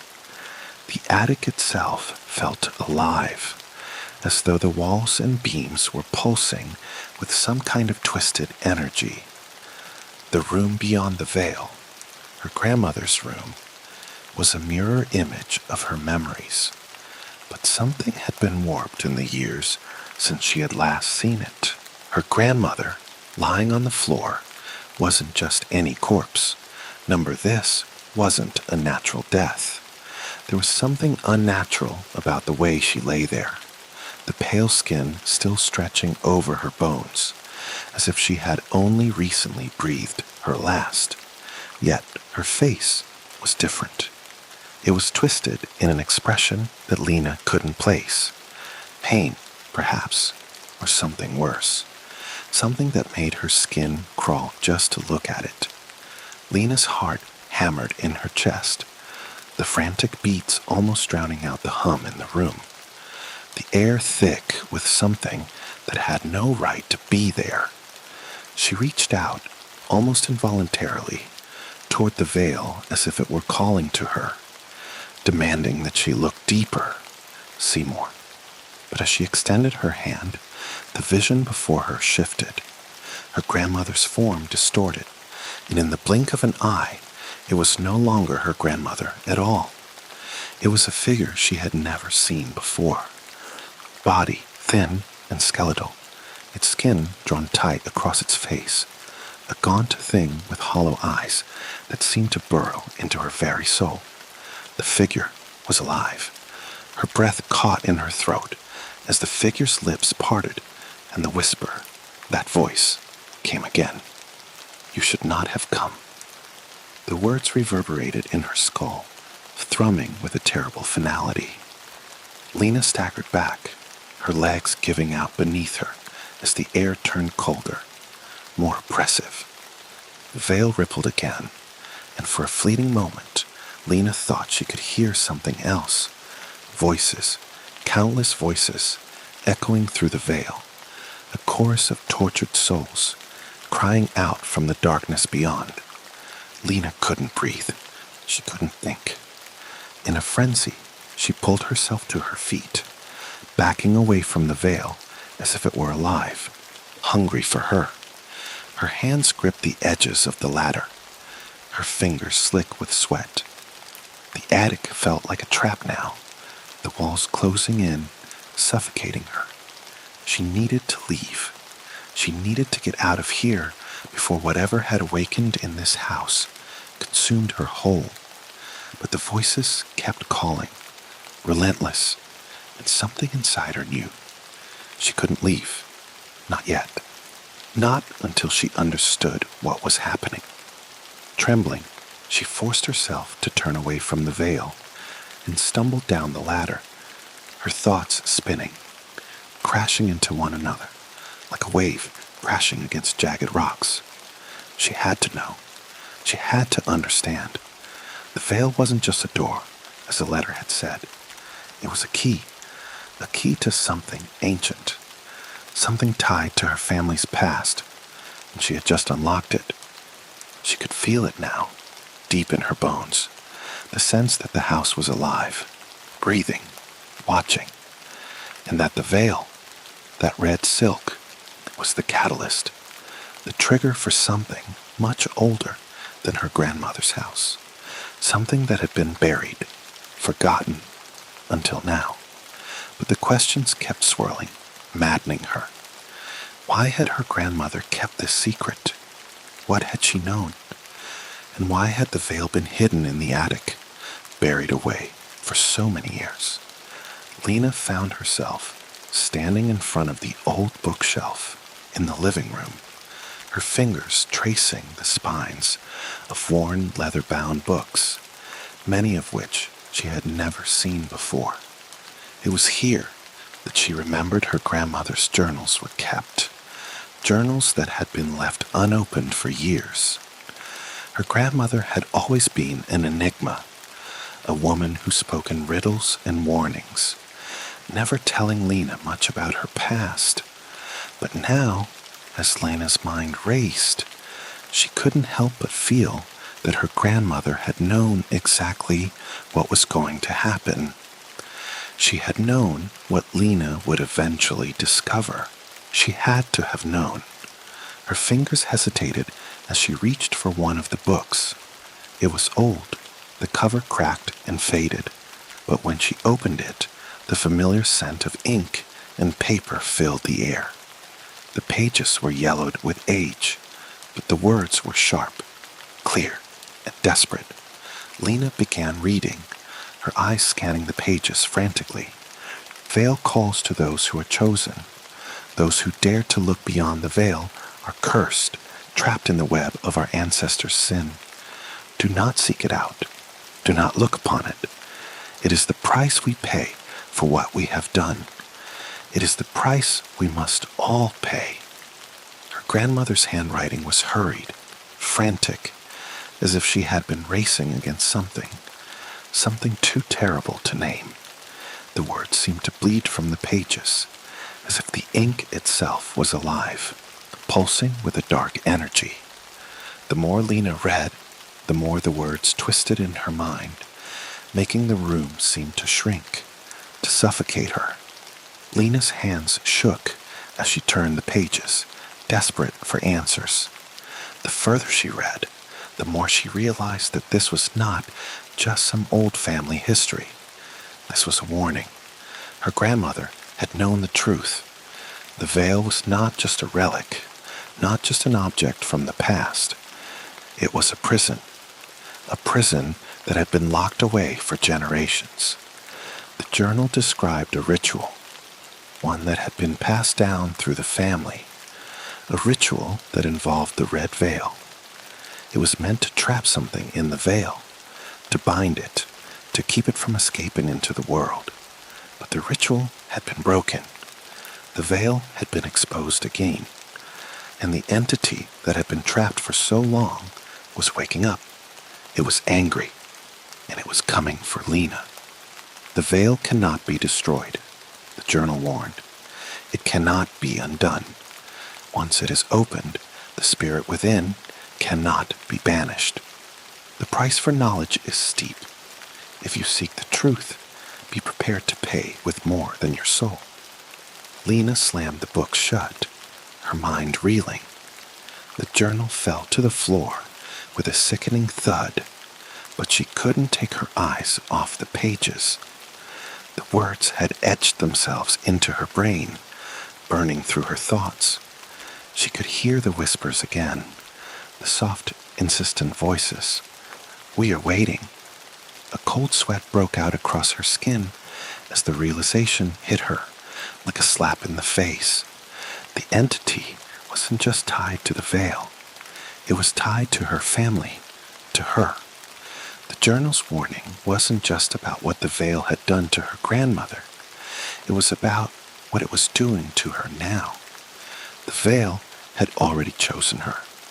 As Lena stood there in the dim, suffocating light of the house, she felt the walls closing in again. The house was alive, pressing in on her, pulling her toward the attic once more. The veil was calling, and this time she couldn't ignore it.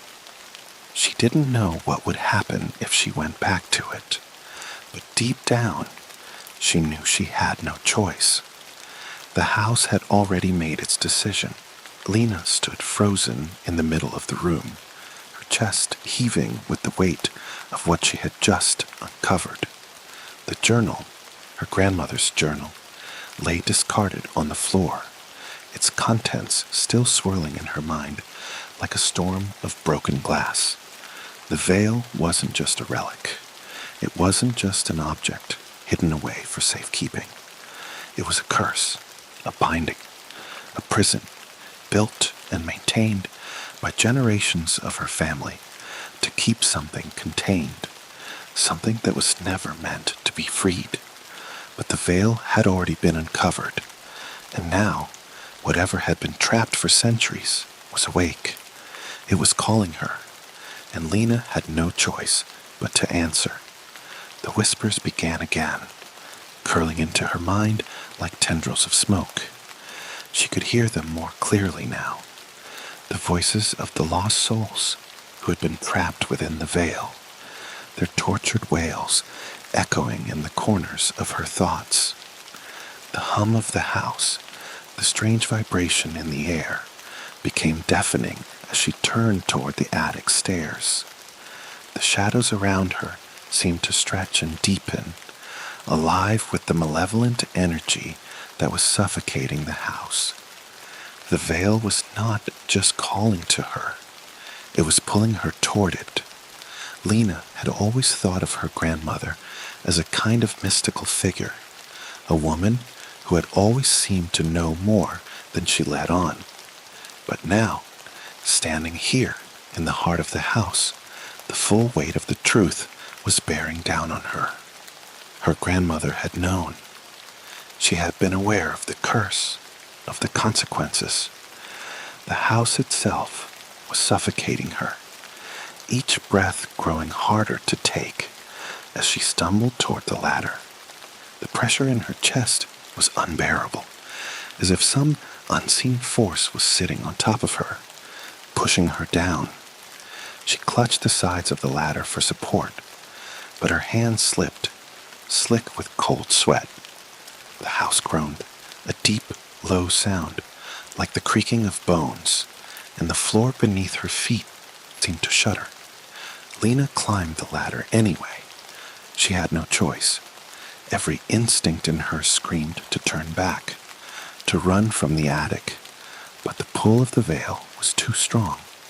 It was like a magnetic force, drawing her upward, drawing her closer to the thing that waited just beyond the fabric. As she reached the top of the ladder, she saw the veil, fluttering in the dim light of the attic. It was no longer just a fabric.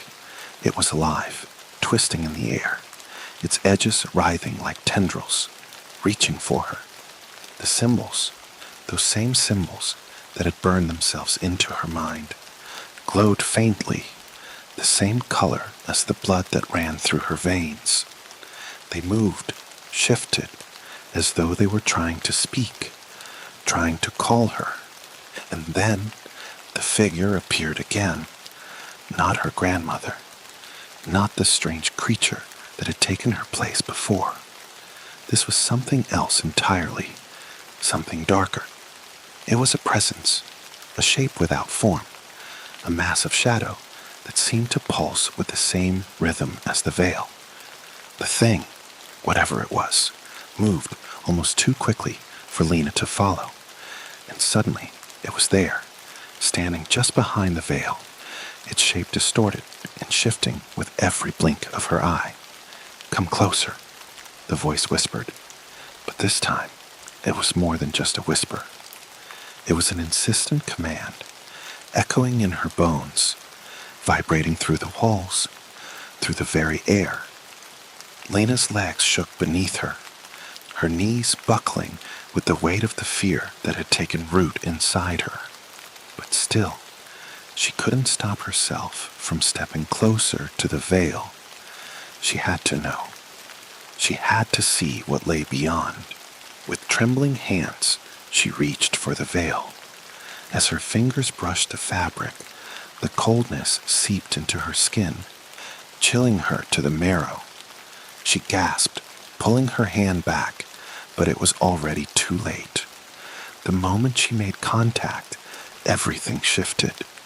The world seemed to unravel around her, the walls of the attic distorting as if they were being pulled apart by some unseen force. The air grew heavy, suffocating, and the voices grew louder, more frantic, as though the spirits trapped inside the veil were desperate to be freed. The thing that waited on the other side stirred, and Lena felt it, pressing against the fabric, pushing toward her. And then, the sickening lurch, the veil ripped. It was as though reality itself had torn open. A rift, a chasm of darkness, split the air in front of her. She could see it now, what had been hidden for so long. The room beyond the veil was not her grandmother's room. It was something else. It was an ancient, empty place, its walls covered in the same symbols that had been embroidered on the veil. The floor was cracked and rotted, the air thick with dust and decay. But in the center of the room, there was a shape, a figure. It was her grandmother, but not as she remembered her. The woman she had known was gone, replaced by something darker, something twisted. Her grandmother's eyes were wide open, staring at Lena with an intensity that made her stomach churn. "You shouldn't have come," her grandmother's voice rasped, the words twisted with agony.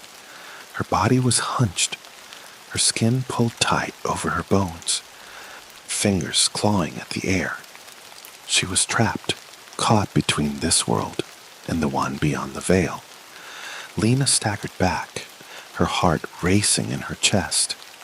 The thing in the room, her grandmother's twisted form, was not what had been waiting behind the veil.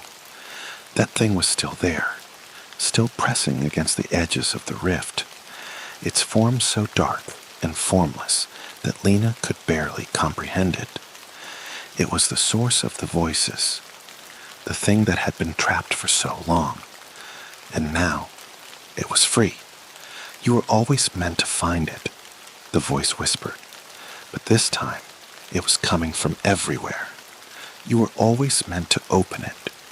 The veil, still shimmering with that eerie, otherworldly glow, was no longer just a fabric.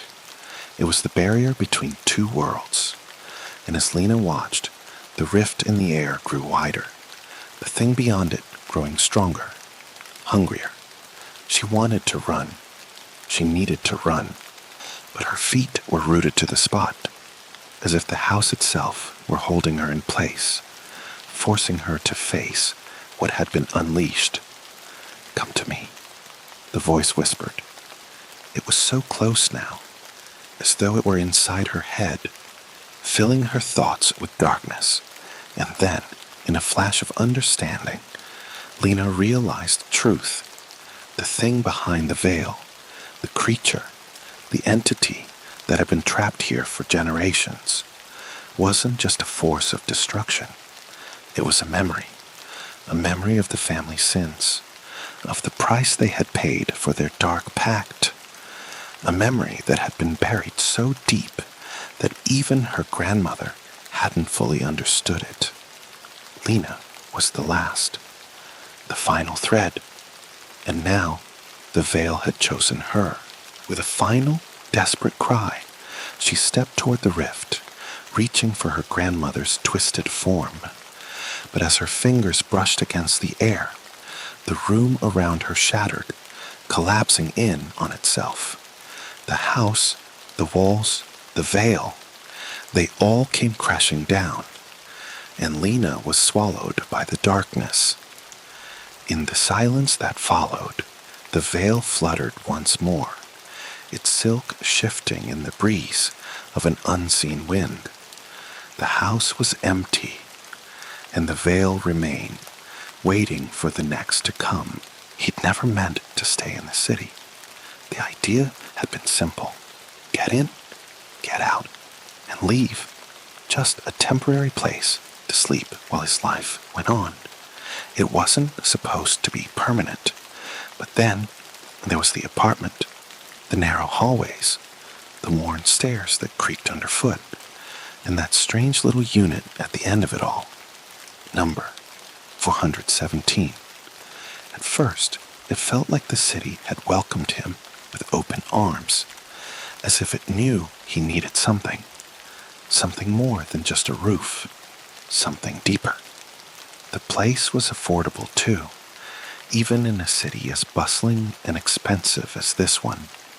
The landlord, an older man who had too many stories written into his wrinkles, had handed him the keys with a nervous smile, as though there was something he wasn't saying. But that wasn't what bothered him.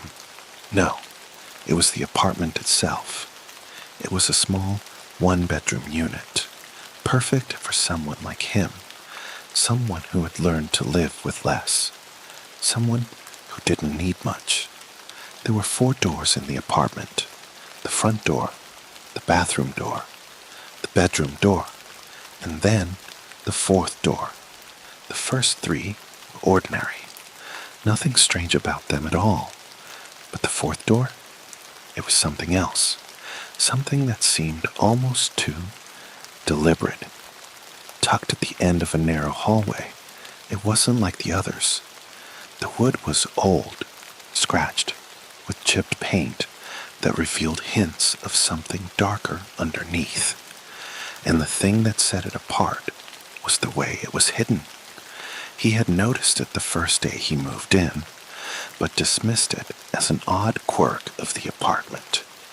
The door was locked, the key long lost to time. The landlord hadn't mentioned it. No instructions, just a heavy door that led to an empty, unlit space. At least, that's what he thought.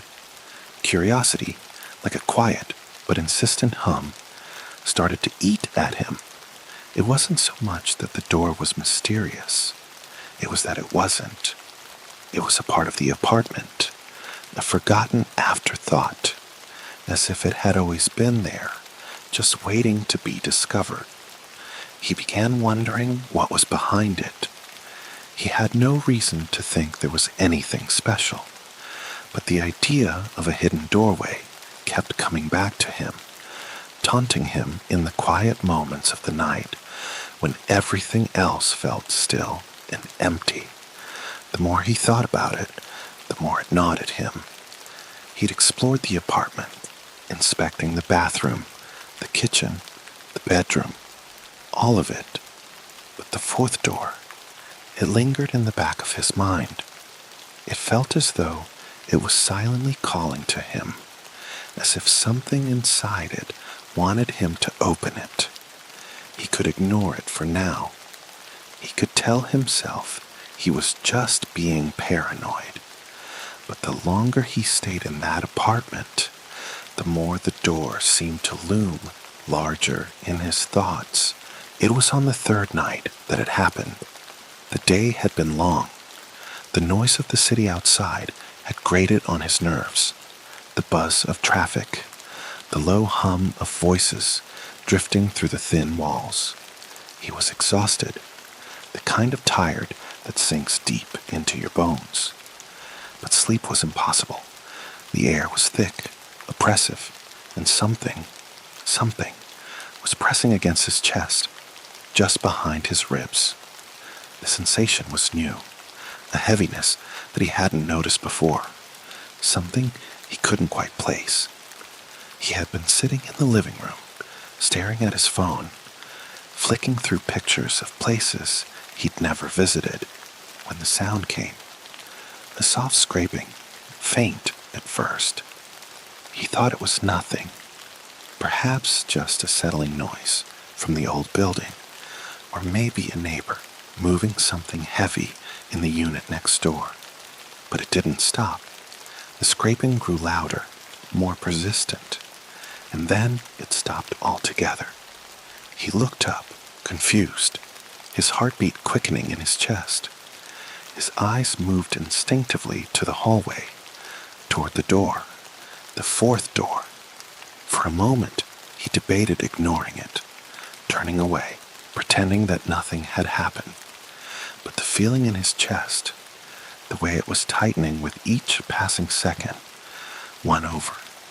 He rose from the couch, his steps reluctant but inevitable, pulling him toward the hallway. The air felt colder now, as if the space had shifted in the time he had been sitting there. It was still and quiet, almost too quiet. The usual hum of the city outside muted into a distant, hollow echo. When he reached the end of the hall, standing before the fourth door, something in him urged him to stop, to step away, to leave it alone. He wasn't sure why. Maybe it was just fear, or maybe it was common sense, but it didn't matter. The desire to open it had already taken root deep within him, and as though he had no control over his own body, his hand found its way to the old lock. It was cold to the touch, and for a moment he stood there, listening to the sounds of his breathing, silence pressing in on him. His pulse thudded in his ears. He tried to push aside the nagging feeling that had crept up his spine, the one that warned him not to. He didn't have the key, but he had a lockpick set from his college days, a small old toolkit he had packed in case of just such an occasion. His hands were steady as he worked, picking the lock, listening to the tiny click that told him he had succeeded. The sound seemed to echo through the empty hallway, louder than it should have been. He took a deep breath and slowly turned the knob. The door swung open with a creak that made the hairs on the back of his neck stand up.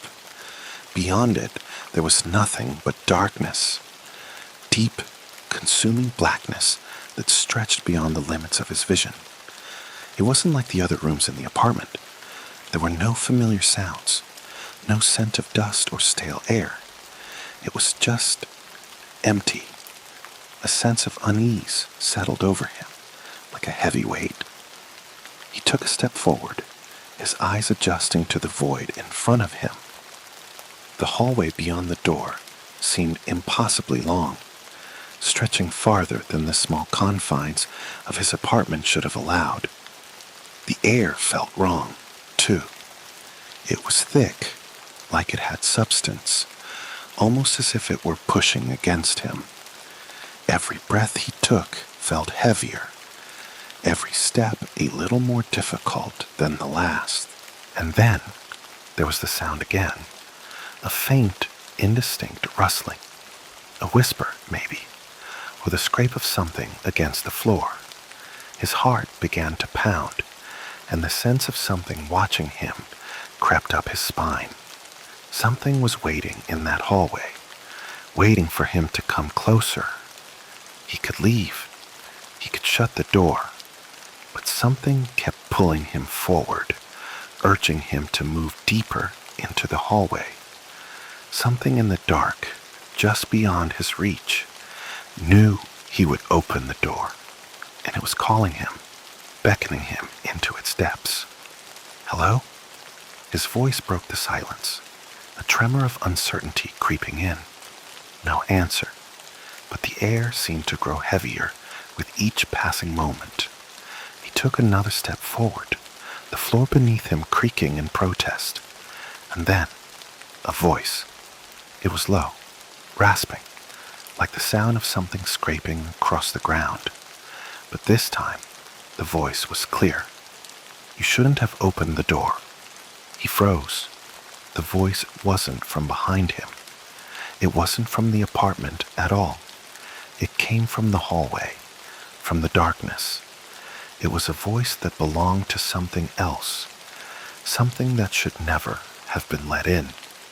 The door behind him was already gone. There was nothing but the hallway, stretching endlessly into the shadows. And as he turned, his heart pounding in his chest, the door had vanished entirely.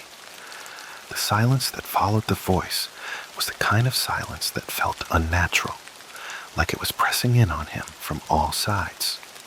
The door that had been right behind him just moments ago, was now gone. Not just closed, but vanished entirely, like it had never existed. The hallway before him stretched out in impossible darkness, a void so deep and thick that it felt like the walls were pressing in on him. His breath came shallow, his heartbeat pounding so loudly that it echoed in his own ears. He stood frozen for a long moment, his body gripped by a cold paralysis, unsure whether to move forward or turn back. He couldn't shake the feeling that if he didn't move, if he didn't do something, he might be trapped here forever, lost in the blackness. Forcing himself to breathe, he took a single step into the hallway. The air was thick with something foul, a staleness that reminded him of an abandoned house, long untouched by sunlight. His feet made no sound on the floor, and that alone sent a cold shiver running down his spine. The hallway was so eerily quiet. The absence of any noise made every breath feel like a violation of some deep, unspoken law. The walls were smooth, almost slick to the touch, their texture odd, nothing like the plaster or wallpaper of the rest of the apartment. This space felt wrong. The voice, that raspy whisper, had come from somewhere ahead. It had been clear, almost too clear, like it was right next to him. But when he turned, expecting to see someone standing in the dark, there was nothing, only shadows, thick and consuming, as though the darkness itself was alive and moving. He swallowed hard. "Hello?" His voice felt small, swallowed by the endless dark. He didn't want to hear an answer, didn't want to know what was waiting out there, but the words slipped out of his mouth anyway, like an invitation. Nothing, just the oppressive silence, the strange pressure of the air closing in around him. And then, from behind him, there was the faintest of sounds. It was subtle, so subtle he could have convinced himself it was his imagination. But it was there, a soft scrape, like something being dragged along the floor. His heart skipped in his chest. The sound had come from the direction of the hallway. It was a sound of movement. Instinctively, he turned around, but there was nothing. No door, no hallway behind him. Nothing, just the endless darkness in front of him, stretching impossibly far. The hallway was as empty as it had been before. Now there was a sensation of weight to it, as though the space itself had deepened, like it had grown in size while he wasn't paying attention. He could feel the oppressive weight of the air pressing against him, thick and suffocating. He wasn't alone in this space. That much, at least, was clear. As if summoned by his realization, the voice came again. This time, it was louder, closer. "You shouldn't have opened the door." It was the same raspy whisper, but this time, it was filled with something else, something more malicious, a threat of amusement, of mockery, as though it knew exactly how he was feeling, how small and insignificant he was in the face of whatever game had just begun. His mouth went dry. He didn't want to ask, but the words slipped out anyway, weak with fear. "Who are you?" The shadows ahead of him seemed to shift, to swirl, as though the very air was coming alive. He could feel something moving in the darkness, something watching him, waiting for him to make a move.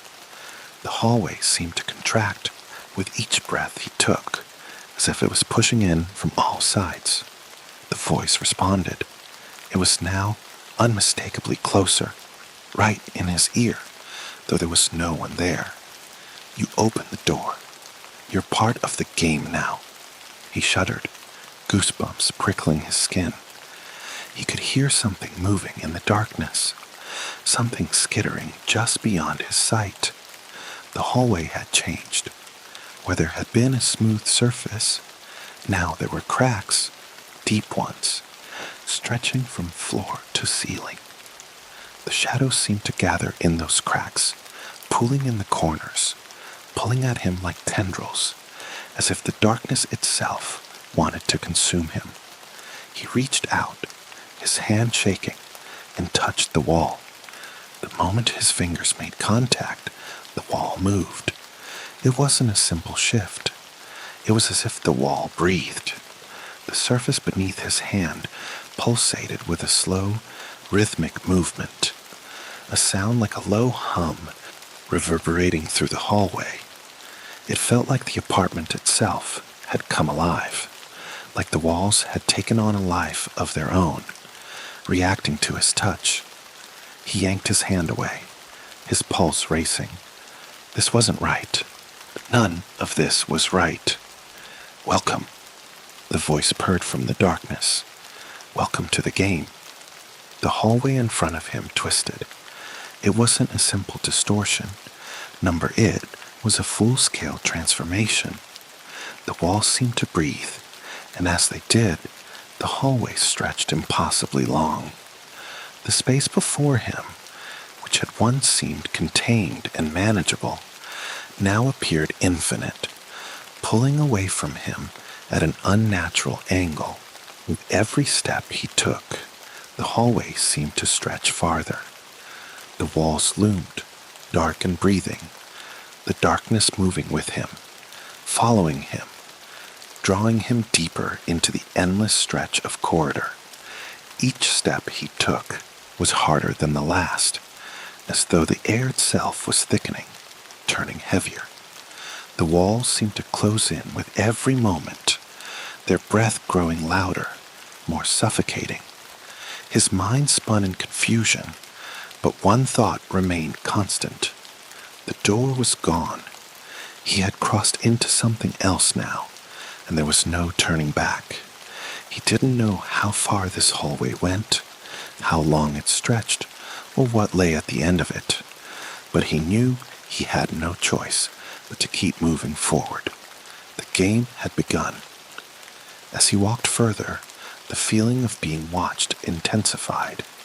It wasn't just the shadows in the corners, the flickers at the edge of his vision. No, it was something more, a presence. Something was with him. He could feel it, like an itch under his skin, like something was crawling through his thoughts, sliding into the spaces between his breaths. Every corner he turned, he felt it. It was there, moving in the dark, close enough to touch. He stumbled forward, his feet dragging against the heavy air, his mind racing. The walls were pressing in from all sides now. The distance between him and the endless stretch of hallway growing more and more disorienting.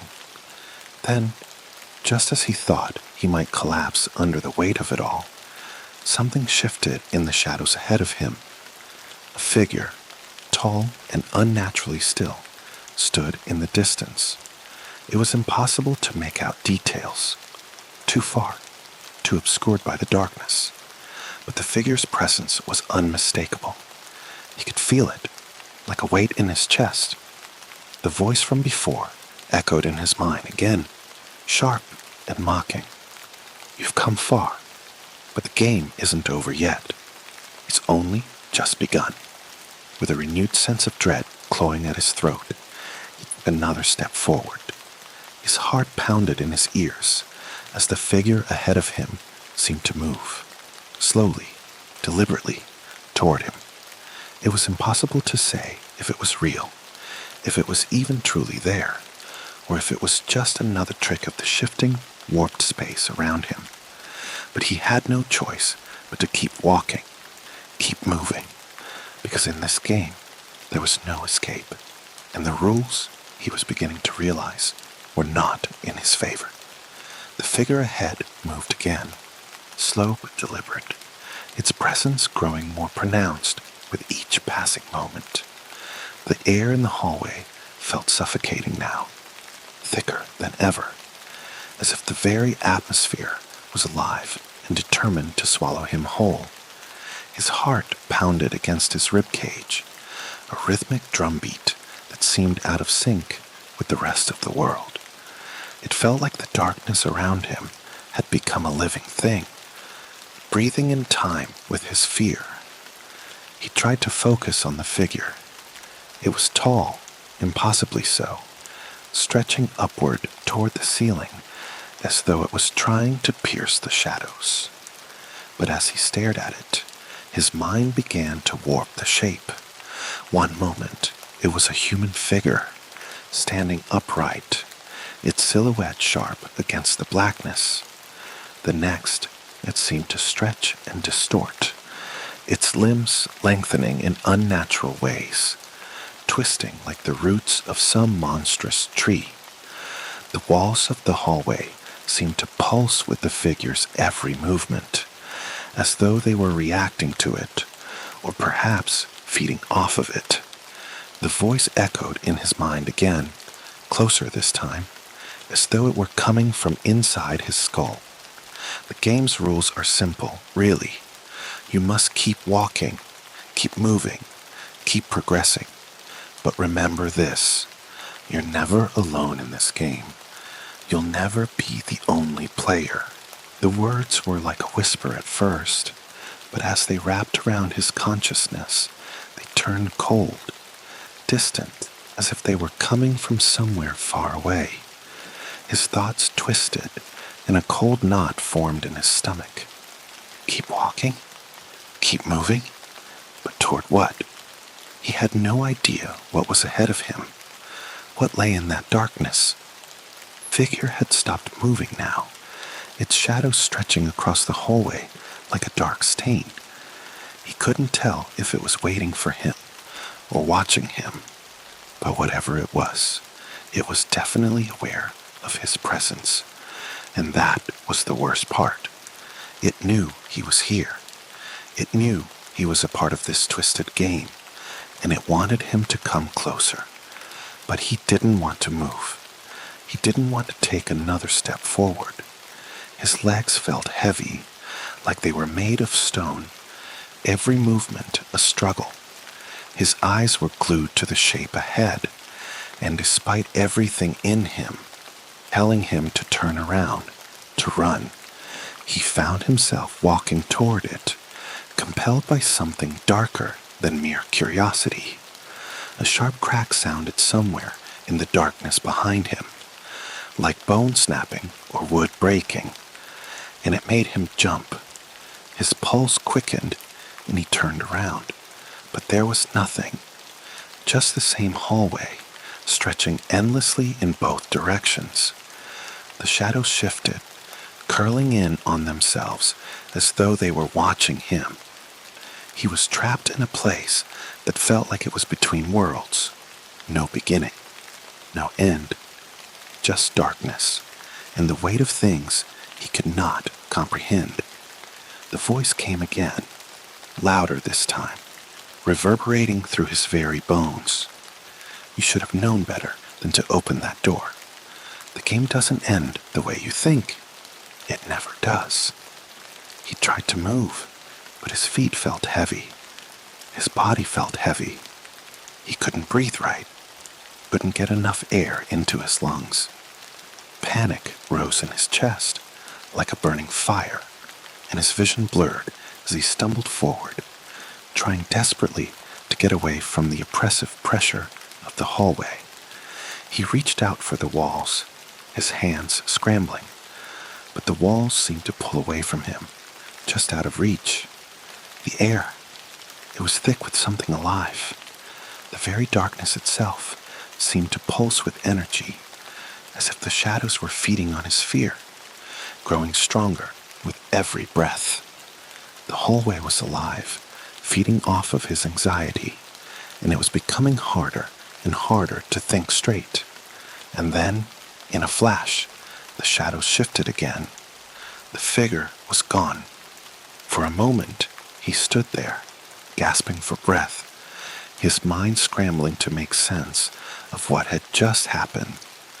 The hallway in front of him seemed to go on forever, stretching into an abyss that wasn't quite real. He hadn't seen the figure move away. It hadn't retreated down the corridor. It had simply disappeared, leaving only the suffocating darkness in its place. He let out a shaky breath. His hands were clammy, his heart still pounding as though it were trying to break free from his chest. His legs were unsteady, and for a moment he leaned against the wall, his back pressed against the cold, smooth surface. The darkness was so thick around him now, so absolute, that it was impossible to tell where the walls ended and where the shadows began. It was like standing in the eye of a storm, where everything around him was churning, shifting, closing in on him. Then, from somewhere ahead, he heard the faintest sound. Voice. A whisper. But it wasn't just any whisper. It was the same voice, and it came from everywhere at once. From the walls, from the floor, from the very air that surrounded him.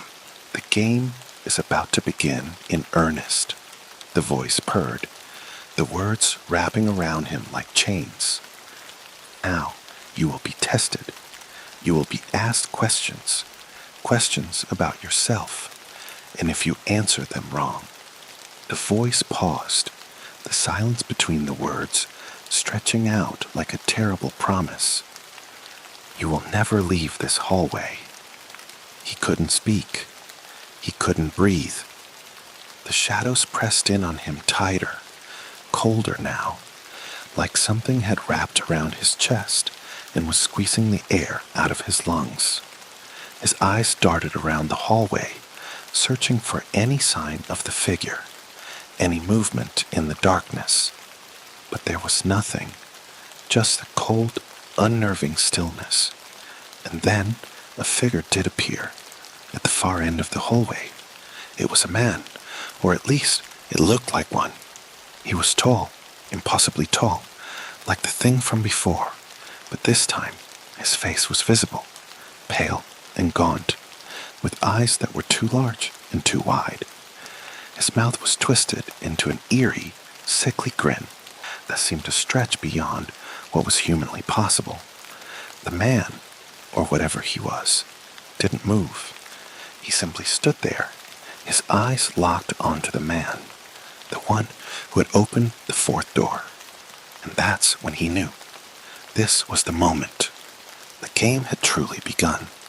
The figure's lips parted, and in a voice that was sweet but hollow, it spoke. Answer me this question, it said, and you might make it out. If you fail, you will join the rest, the ones who failed before you, forever. The man's throat felt dry, his body frozen in place. He couldn't speak. He knew the question was coming. It was inescapable. What is the darkest thing you can imagine?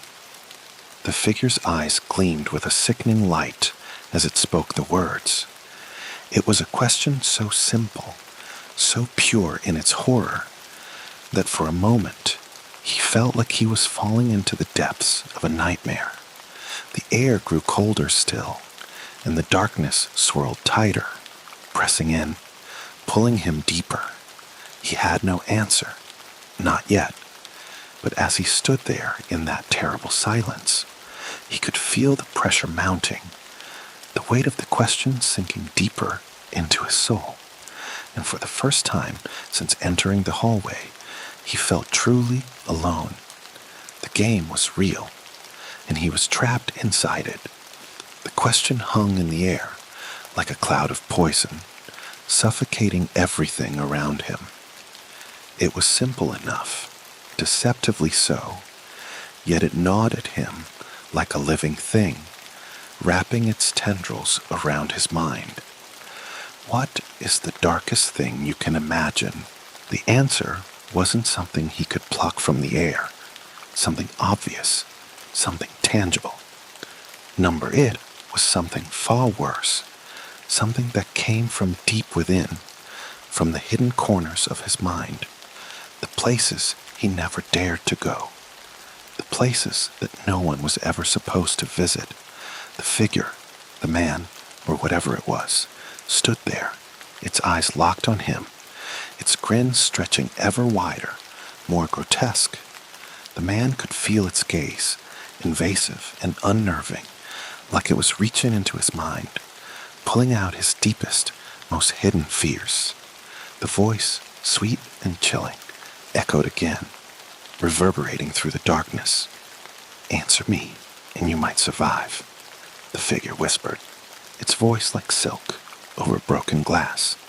"Fail, and you'll join the others. You'll be one of the lost, wandering this hallway for eternity." His breath hitched in his throat. The game, this twisted, nightmarish game, was closing in on him. Every second felt heavier than the last, like the hallway was sinking into the earth, pulling him deeper with each passing moment. The walls around him seemed to flex and breathe, the very air filled with a suffocating dread that threatened to swallow him whole.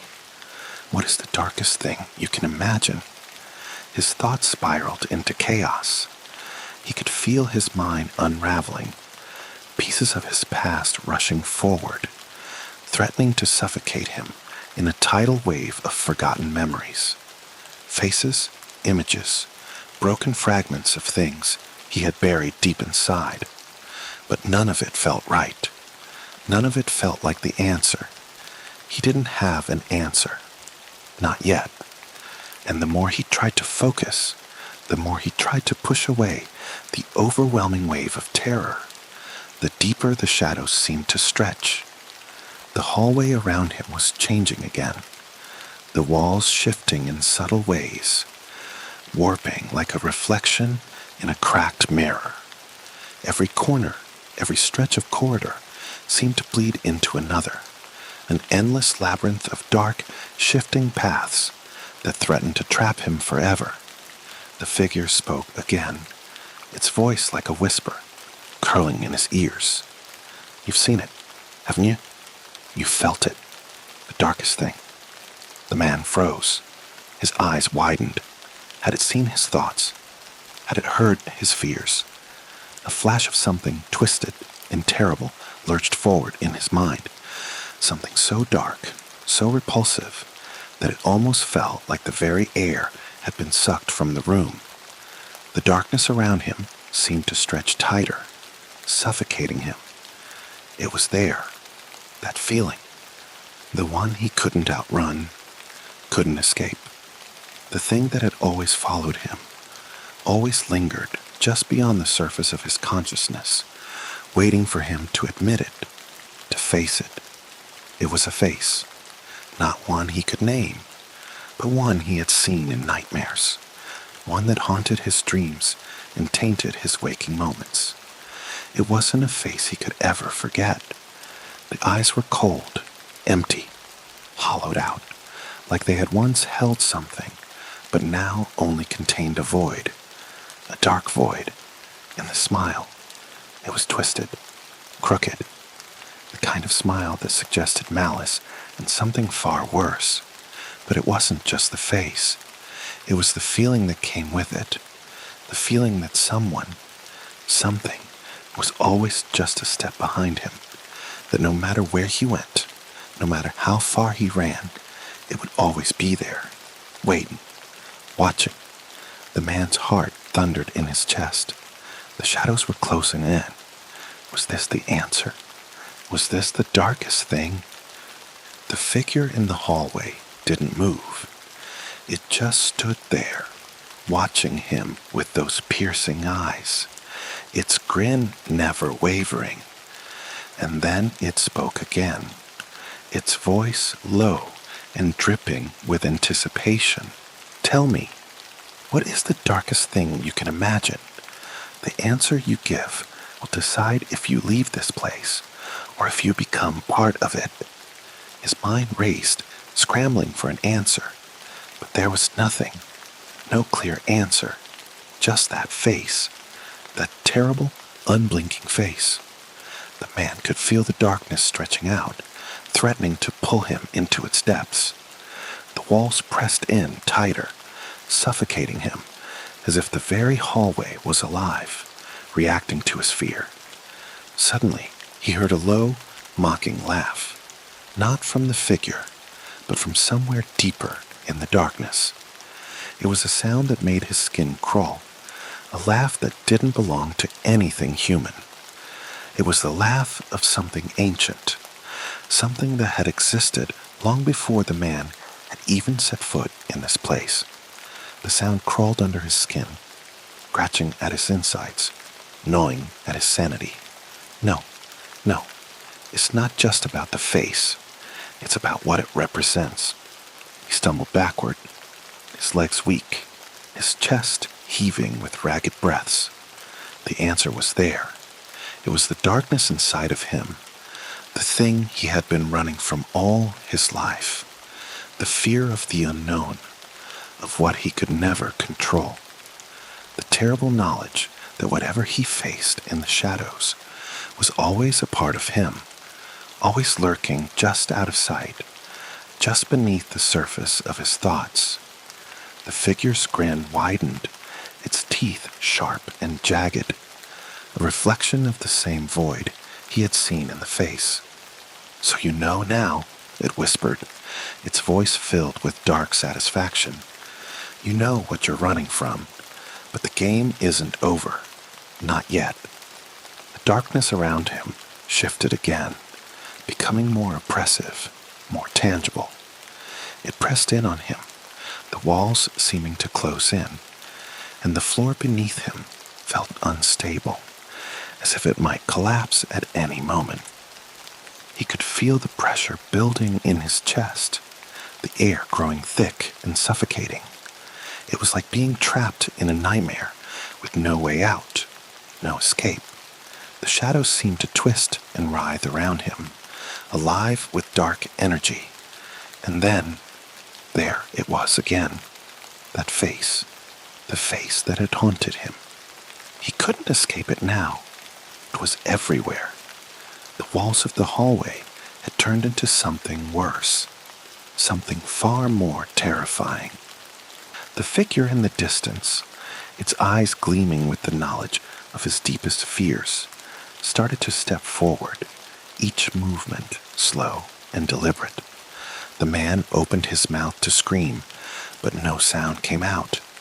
He couldn't speak, couldn't move, couldn't escape. The shadows wrapped tighter around him, and he realized with growing horror that he wasn't just trapped in this hallway. He was becoming a part of it.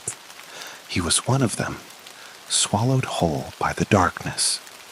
And as the figure drew closer, its laugh echoing louder, he understood with a sickening certainty. There was no way out. This was the end of the game. This was where it all fell apart. The man's vision blurred as the darkness seemed to fold in around him, devouring the hallway with each breath he took. The walls, once smooth and unyielding, now twisted and curled like the body of some ancient creature, its spine crackling under the weight of unseen forces. The shadows were no longer just shadows. They were something else, something with weight and hunger, something alive. The figure in the distance continued to move towards him, its movement slow and deliberate. Its grin stretched wider, impossibly so, its mouth gaping open like a wound in the dark. He could hear its breath, deep, ragged, like the exhale of something that had been waiting for years to take its first breath again. It was coming closer. There was no avoiding it now. The man's legs trembled beneath him, and his feet felt rooted to the spot, like they had been swallowed by the ground. He wanted to move, to run, to fight, but he couldn't. His body refused to obey. The shadows were closing in, tightening their grip around him like a vice, squeezing the air from his lungs. His heart raced in his chest, thudding so loudly that it drowned out everything else. The voice, cold and mocking, reverberated in his skull, filling every corner of his mind. You were never meant to win. You never had a chance. The game was always going to end this way. The darkness wins. The darkness always wins. He could feel the weight of the words pressing down on him, smothering him. The hallway had become a living thing now, its pulse a dark rhythm that synced with his heartbeat. The walls seemed to close in around him, stretching and bending with every step the figure took. It was getting closer. He couldn't breathe. He couldn't think. His body screamed for him to do something, anything. But it was as if the world had stopped moving. He was trapped in this endless loop, caught between the darkness and the figure that was drawing nearer with every passing second. The figure's eyes gleamed in the murk, wide and hollow. And then it spoke again, its voice a whisper that sent a chill crawling down his spine. You see, the game has no mercy. It doesn't care who you are or where you came from. It only cares that you play. And now, the figure stepped closer, its form becoming clearer in the blackness. Now, you're a part of it. A sharp pain shot through his chest, and he staggered back, gasping for air. He felt as though his insides were being torn apart, like something was trying to rip him open from the inside out.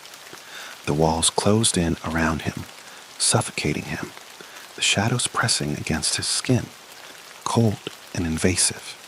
His vision swam, and his thoughts twisted into a single, agonizing truth. There's no escape.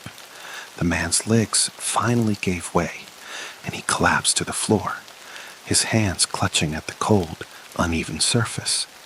The shadows continued to writhe around him, 1,000 serpents curling in the darkness, waiting to consume him whole. But it wasn't just the shadows that were closing in. It was the game itself, pulling him deeper into its web, until he became nothing more than a part of its eternal hunger. He could feel his mind unraveling, his consciousness flickering like a dying candle. He wanted to scream, but the words caught in his throat, lost in the void. The air was thick now, like it was pressing in on him, holding him down, choking him. The walls breathed in time with his pulse, growing closer, narrowing around him, as if the very space was folding in, warping into something that defied reality. And then, as his mind began to splinter, a new voice echoed, low and distant, as though it were coming from the very walls themselves. You think you're the first? The voice rasped, jagged and broken, a sound like gravel grinding against metal. You think you're the only one? Do you really believe you're the first to step into the game? The man's mind recoiled from the words, but something inside him told him the truth. He wasn't the first. He wasn't the first to open the fourth door. There had been others before him, countless others, just like him. They had walked these halls, played the game, and failed just like he had. They had been consumed by the shadows, trapped in the same cycle of fear and madness, their voices lost to the darkness. You've joined us now, the voice continued, growing stronger, louder. There's no turning back. We are all part of the game now, and it never ends. The walls began to close in faster, their edges bending and warping like the folds of an ancient, tattered book. His mind was spinning, overwhelmed by the crushing weight of everything he had just learned. The shadows were pressing against him from all sides now, their cold fingers brushing his skin, drawing closer and closer. He could feel them inside him, crawling beneath his skin, burrowing into his thoughts, feeding on his fear. He tried to move again, tried to push himself up, but his body betrayed him. He was too weak, too broken. The shadows had taken everything, his strength, his will, his very sense of self, and now they were taking him. Slowly, steadily, the game was claiming him, pulling him deeper into its void. The figure had reached him now, standing just over him, towering above him like some dark god, its grin widening even further. The eyes, those hollow, empty eyes, stared down at him, gleaming with an unfathomable hunger. "It's time," the figure whispered, its voice a rasp that sounded like the scraping of bones. "You're part of us now. Welcome to the game." And then the world folded, not like a door closing, not like a simple separation of space. Number the hallway, the entire hallway, folded in on itself, twisting and folding, like it had always been a part of something much larger, something much more terrible. And in that instant, the man felt his consciousness snap, his very sense of reality shattering like glass. He was pulled from himself, from the world he had once known, into the endless void of the game.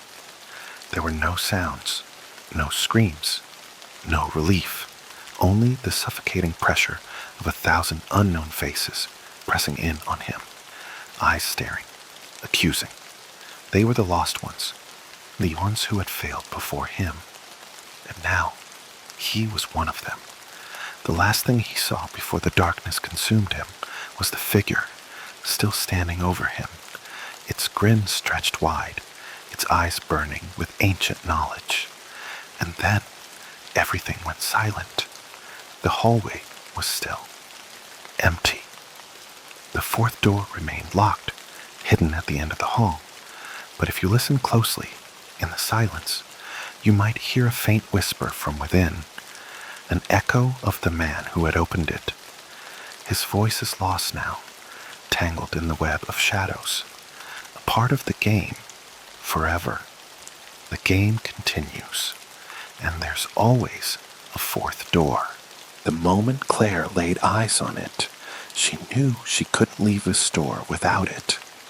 The old thrift shop was nestled on a quiet corner in the town, one of those places that felt like it had been there forever, filled with relics of a past no one bothered to remember.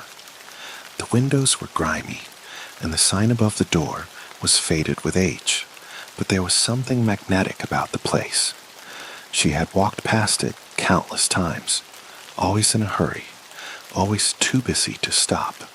But today, she found herself lingering by the door, hands clasped together nervously, wondering what strange thing might be waiting for her inside. And there it was, the doll. It sat perched in the window, surrounded by a clutter of old porcelain figurines, tarnished silver frames, and dusty lace. The first thing Claire noticed was how lifelike it was. Not in the way that dolls are meant to be lifelike, with their perfect smiles and glassy eyes, but in a way that felt wrong, unnatural. Its porcelain skin was flawless, pale with a slightly golden tint, as though it had been kissed by time itself. The eyes were large and dark, unsettling in their intensity. The mouth was frozen in a faint smile, but it was the kind of smile that didn't quite reach the eyes. There was a coldness to it, an eerie stillness that made Claire feel as though the doll could blink at any moment. She couldn't explain it, but the more she looked at it, the more the doll seemed to watch her. The others in the window were merely figures, unmoving, unfeeling, but this one felt different, alive, even. Good taste, isn't it? The store clerk's voice startled her, a raspy, almost amused tone that seemed out of place in the dimly lit room. The woman was old, her hair silver and tied into a bun, but her eyes glinted with some hidden knowledge. A rare find. Been here for years. Not many know what it really is, but, well, you're the first to show an interest in it in a long time. Claire's breath caught. She didn't know why, but the thought of someone else noticing the doll sent a strange wave of possessiveness over her. How much? She asked, her voice unsteady despite herself. The old woman smiled, but there was no warmth in it. $50, she said simply, as if it was the most reasonable price in the world. $50. Claire couldn't get the doll out of her mind. The way it sat in that window, unblinking, unmoving, drawn her in with an almost magnetic pull. She'd never been the kind to fall for such things. The thought of a doll having power, of it being something more than what it appeared, was absurd. But still, something gnawed at her. And so, before she even realized what she was doing, her fingers were counting out the bills, handing them over, and accepting the doll in return. The moment she picked it up, she could feel the weight of it, heavier than it looked, much heavier. It was a strange feeling, like the doll had weight beyond its material, a weight that was more psychological than physical, pressing against her mind as much as her hands. She walked out of the store, the bell above the door chiming as it closed behind her. She didn't look back. Claire's apartment was small, tucked away in a quiet building near the edge of town. It was the perfect place for her, a sanctuary where she could retreat from the world, from the constant hustle of her job as a copywriter at the local newspaper. When she got home that evening, she took the doll straight into her living room, setting it on a shelf next to the window where it could be seen from both inside and outside. The doll's black eyes seemed to gleam as the fading light of the day reflected off its face. A strange shiver ran down Claire's spine, but she brushed it off.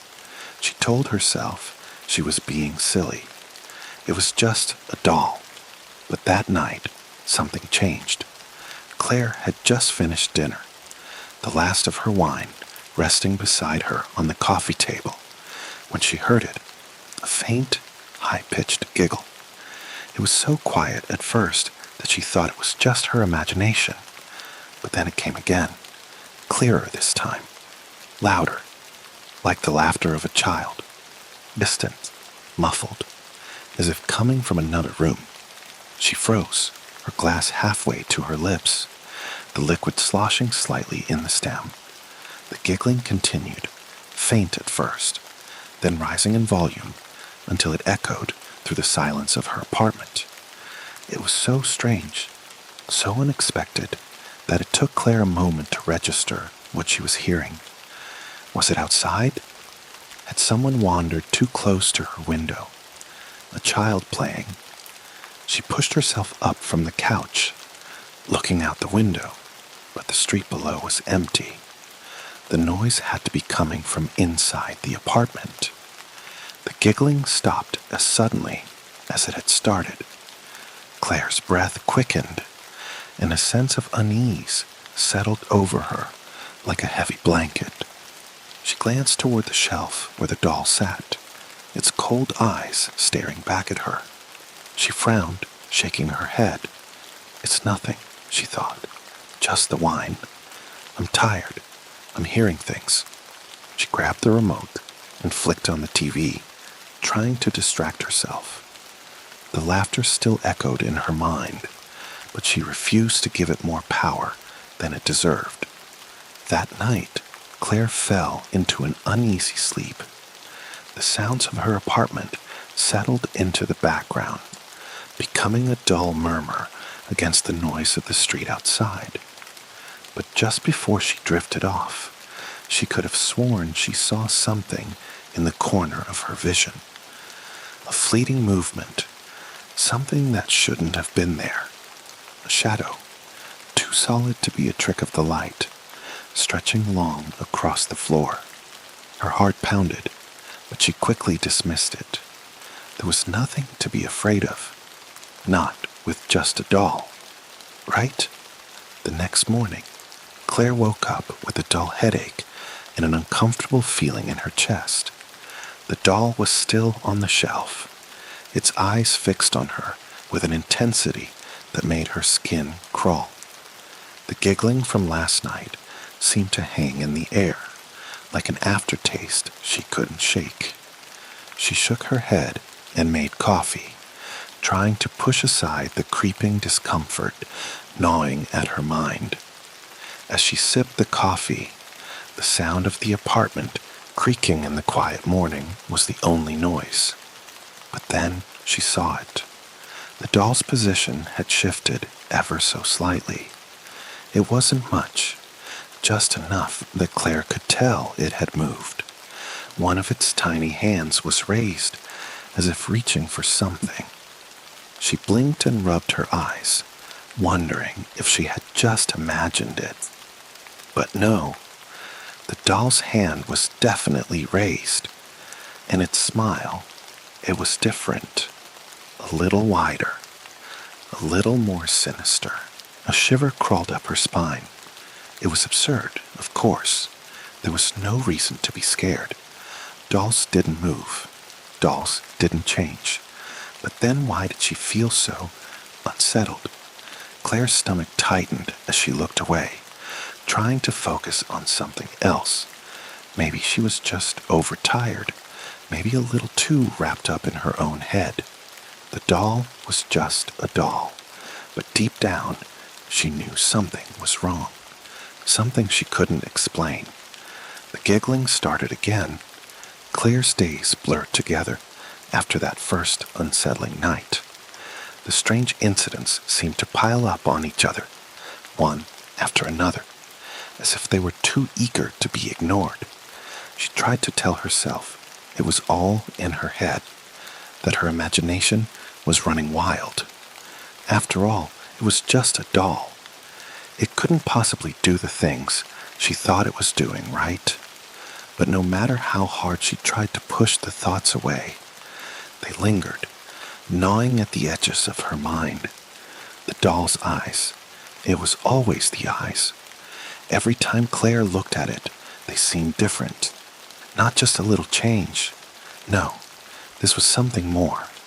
The eyes would shift subtly, the pupils growing larger, then smaller again. The doll's expression would change too. That faint, frozen smile. It was now almost predatory. She swore she could see the lips stretching, just a fraction, as if the doll was amused by her discomfort. One morning, after a night filled with odd dreams of dark, unreachable places where children whispered her name, Claire decided she'd had enough. She couldn't keep pretending this wasn't happening. She needed answers. So she did what anyone would do when faced with an unsettling mystery. She Googled it. Fingers trembled slightly as she typed in the words, haunted dolls. She half expected the search results to be filled with ghost stories, theories about how dolls were magnets for spirits, and blogs claiming that old toys were somehow more likely to harbor dark energies. But she wasn't prepared for what she found. The articles and forums she stumbled upon were full of warnings, stories of dolls that had driven people to madness, of objects so possessed they could manipulate their surroundings, moving, changing, becoming something far darker.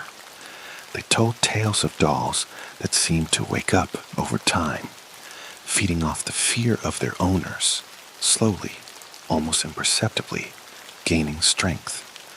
Claire read one story that stopped her heart. A woman had bought an antique doll from a second-hand store, much like Claire's.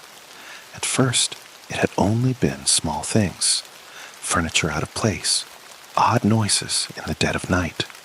But over time, the doll's eyes had begun to change, its once lifelike expression becoming more sinister. Eventually, the woman reported hearing whispers, faint, like a child's voice calling her from behind closed doors. She said the doll seemed to move when she wasn't looking. At first, it had just been subtle. Its head would turn, or its hands would shift positions. Then it started to walk. The woman described the doll as hunting, finding her, appearing in different rooms of the house when she thought it was safely put away. And after that, well, no one had heard from her again. Claire closed the tab and sat back, her pulse thundering in her ears. She could feel the weight of the doll in the other room, even though she hadn't looked at it in over an hour.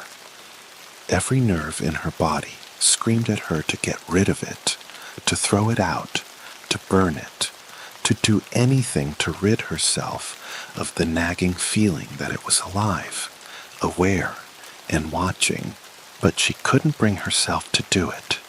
Something in her, something deep and primal, told her she needed to keep the doll close.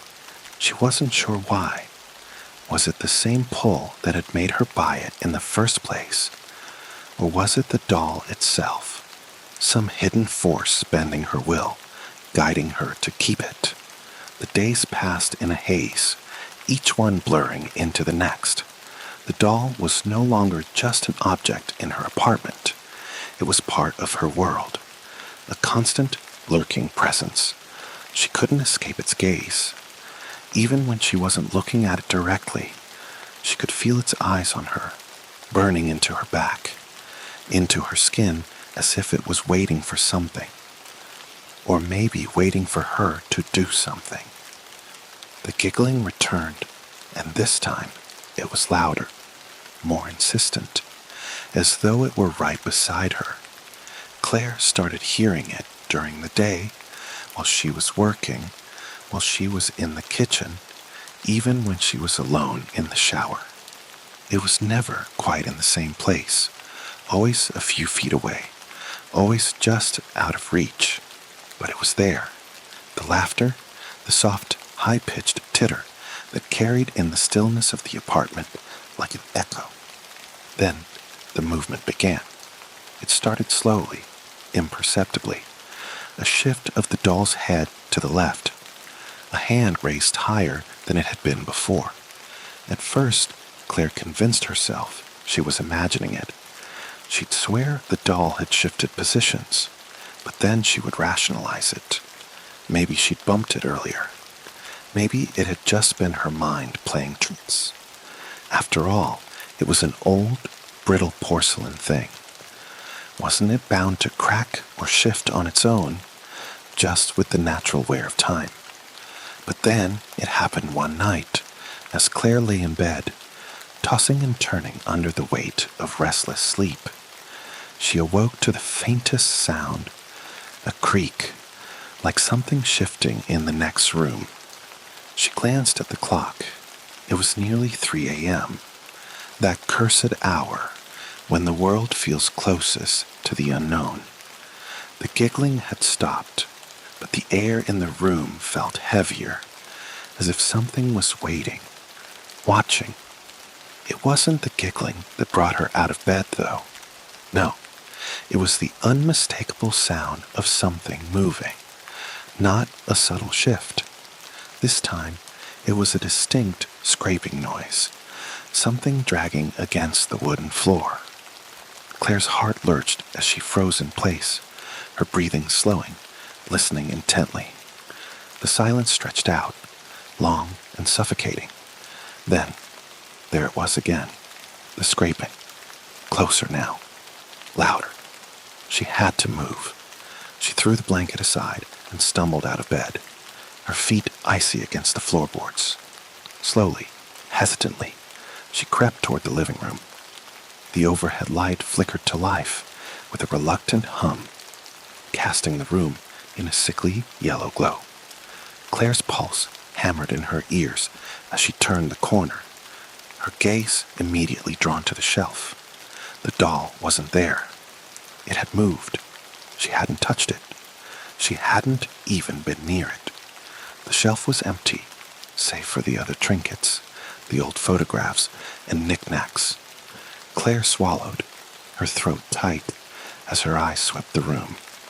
And then she saw it. There, by the window, the doll stood upright on the floor, facing her. Its hands were stretched out in front of it, almost like it was reaching for her, or beckoning her closer. Claire gasped, her hand flying to her mouth to stifle the scream that threatened to break free. But no scream came. Instead, she stood frozen, her eyes locked on the doll's. The smile, which had been faint and distant before, was now stretched into something far darker. It wasn't a smile of innocence. It wasn't a playful grin. It was a predator's smile, a thing that had tasted blood and wanted more. And then, in a flash, the room seemed to grow colder. The shadows in the corners deepened, and the air began to smell wrong, like old dust and something else, something sweet, yet sour. Claire's mind screamed for her to run, to leave, to never look back. But instead, her body moved forward. Her feet seemed to take her toward the doll of their own accord, as if the pull, the hunger, was too strong to resist. The giggling echoed in the distance, closer now, surrounding her. The game had only just begun.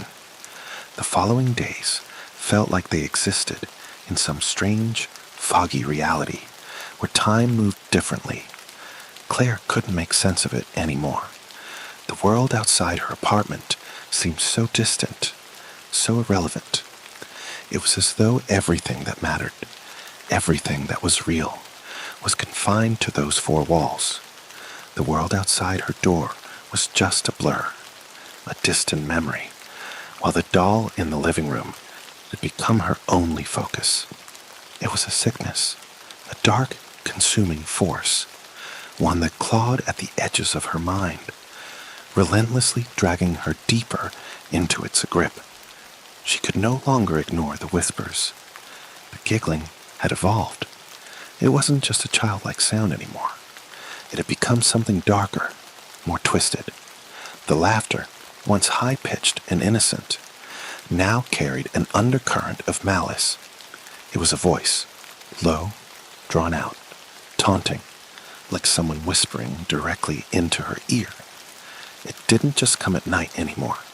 It came in the middle of the day, when she sat at her desk or made coffee, when she tried to watch TV or read. Sometimes it was so faint she could almost convince herself it wasn't real. But other times it was so loud, so intrusive, that her whole body would freeze, paralyzed by fear. Claire had become obsessed with the doll. She couldn't look away from it. When she was awake, her gaze kept returning to that cold, lifeless porcelain face. The eyes, those dark, empty eyes, seemed to follow her every move. At times, she felt as if they were mocking her, judging her. The expression on its face was always the same. The faint, sinister smile that sent a chill down her spine. But it wasn't just the doll's eyes that were changing. No, it was more than that. The very air around it seemed to shift. The shadows in the room grew darker, and sometimes Claire swore she saw it move. Just a tiny shift, a subtle tilt of the head, or the fingers curling ever so slightly, as though it was stretching, testing its power. But when she blinked, it would be perfectly still again. It was impossible. It couldn't be real. Dolls didn't move. Dolls didn't change. But the feeling, that cold, creeping feeling in the pit of her stomach, that was real. One afternoon, she couldn't take it anymore. The doll's presence had become overwhelming, the whispers unrelenting. She had to do something.